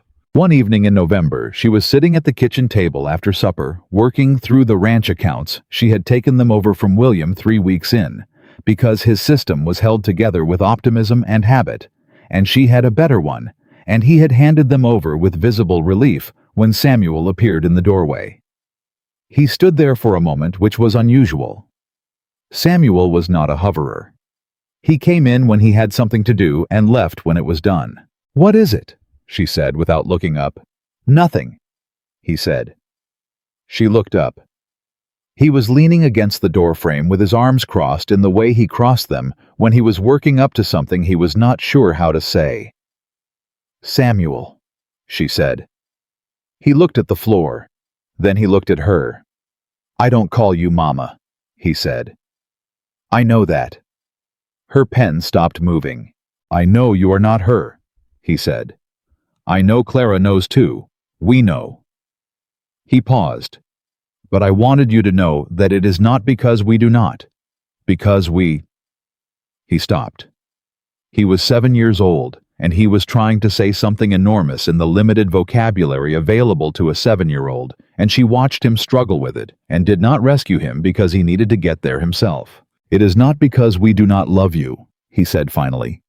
"It is just because you are you, and you have a name, and it is your name." He lifted his chin slightly. "So we call you Elizabeth, because that is who you are." She set the pen down. She looked at him for a long moment. "Samuel," she said. "Yes. Come here." He came. He walked to the table, and she put her arms around him, and he allowed it fully, completely, his arms coming around her in return, his face against her shoulder, the full surrender of a child who has held himself together with great effort for a very long time and has finally decided he does not have to anymore. She held him. She did not say anything. She just held him. After a while he straightened and stepped back and wiped his face with the back of his hand with enormous dignity. "I am going to bed," he said. "Good night, Samuel," she said. He walked to the doorway. Then he stopped. "Elizabeth," he said. "Yes. I am glad Papa found you on that road." She looked at him standing in the doorway. "So am I," she said. He nodded once. He went to bed. She sat at the kitchen table for a long time after that, with the accounts open in front of her, and the lamp burning, and the sound of the house settling around her, and she thought about a July morning, and a dirt road and a wagon that slowed, and a small hand reaching out across the space between two strangers. She thought about everything she had been given. She thought about everything she had refused to let them take. She thought about Ruth, who was still fighting slowly in the way long-term fights are fought day by day, document by document, the grinding institutional work of making a wrong into a right. She thought about Reverend Marsh with his careful hands and his church safe. She thought about Pete riding hard to Billings with an envelope and a 19-year-old's absolute certainty that no one would stop him. She thought about Hector at the gate, about Clara's nightmares that had stopped, about Samuel's first finished book placed on the table with such grave pride. She thought about William saying, "Not the only reason I am glad you are." She thought about a ring on her hand and a man whose hands had not been entirely steady when he held it out. She closed the accounts. She blew out the lamp. She stood in the dark kitchen for a moment and listened to the sound of her family sleeping. The particular quiet of a house full of people who are safe, who know they are safe, who have stopped listening for threats in the night. Her family. She let herself say it. Not out loud, just in the place inside herself where the truest things lived. Her family. She walked down the hall and checked the children, the way she checked them every night, a hand on the doorframe, a look in the dark, the slow rhythm of their breathing, telling her everything she needed to know. Samuel on his back with his arms crossed, even in sleep, stubborn and certain, even unconscious. Clara curled on her side with one hand under her cheek, her face entirely unguarded in the way it only was when she was asleep, and the work of being Clara could rest for a few hours. She walked to her room. She stopped in the doorway. William was already there, sitting on the edge of the bed with his boots still on, the way he sat when he was tired, but had not quite given himself permission to stop yet. He looked up when she appeared. "Children all right?" he said. "Sleeping," she said. "Both of them." He nodded. She came into the room. She sat beside him on the edge of the bed, and they sat there together for a moment, in the particular quiet of two people who have said everything important and are comfortable in what comes after. "Long day," he said. "Long few months," she said. He looked at her sideways. Something in his face was easy, in a way it had not been when she first sat beside him on a wagon bench in July, the lines less set, the jaw less held the eyes. Without that specific guarded quality she had read in him the first evening, the quality of a man who had stopped expecting good things and was not sure how to start again. He had started again. She had watched him do it. She had been part of why. He reached over and took her hand where it rested on the bed between them. Not dramatically, not with declaration, just took it the way you take hold of something you intend to keep. "I want you to know something," he said. "All right," she said. "That road," he said. "The morning I found you. I had been to 3 different places in town and nobody would tell me where you had gone. Holt's people had made sure of that." He paused. "I rode that road because it was the only road out of Harlan Creek that made sense, and I told myself I was going to town to settle some feed accounts." She looked at him. "You were not going to settle feed accounts," she said. "No," he said. "I was looking for you." He looked at their joined hands. "I just had not decided to admit that to myself yet." She thought about a wagon slowing behind her on a July road. A voice that said "ma'am" without performing it. 2 children with 2 old eyes. She thought about climbing up onto that bench. She thought about the whole impossible chain of things that had led from that moment to this one. The terror and the courage and the records and a Bible and a shotgun in a doorway, and 4 pages of her careful handwriting, and a ring on her finger, and a boy's arms around her shoulders in a kitchen at night. She thought about how easily any single link of it could have broken. She tightened her hand in his. "I am glad you were a bad liar," she said. He made a sound that was unmistakably a laugh. Short and real and unguarded. The laugh of a man who has not done it enough and is remembering how. She felt it move through her like light through a window, warm and clear and full of the particular promise of things that have been dark a long time and are finally open. She leaned her head against his shoulder. He put his arm around her. Outside, the Montana sky was enormous and full of stars, and the land was quiet, and the house was warm, and somewhere in it 2 children slept without nightmares in rooms that had stopped echoing with absence. Elizabeth Carter. Soon to be Elizabeth Dawson.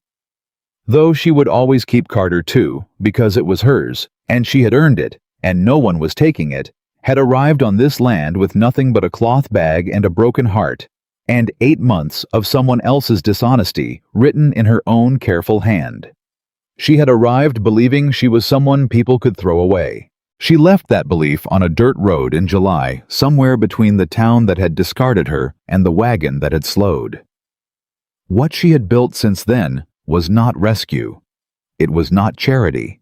It was not someone else's mercy extended to a woman who had none of her own.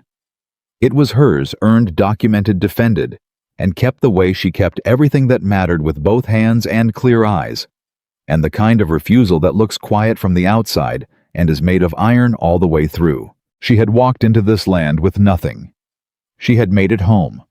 Not because someone gave it to her, because she was the kind of woman who, even with everything taken, still knew exactly what she was worth, and she had simply waited and worked and held on until the world caught up with what she had always known.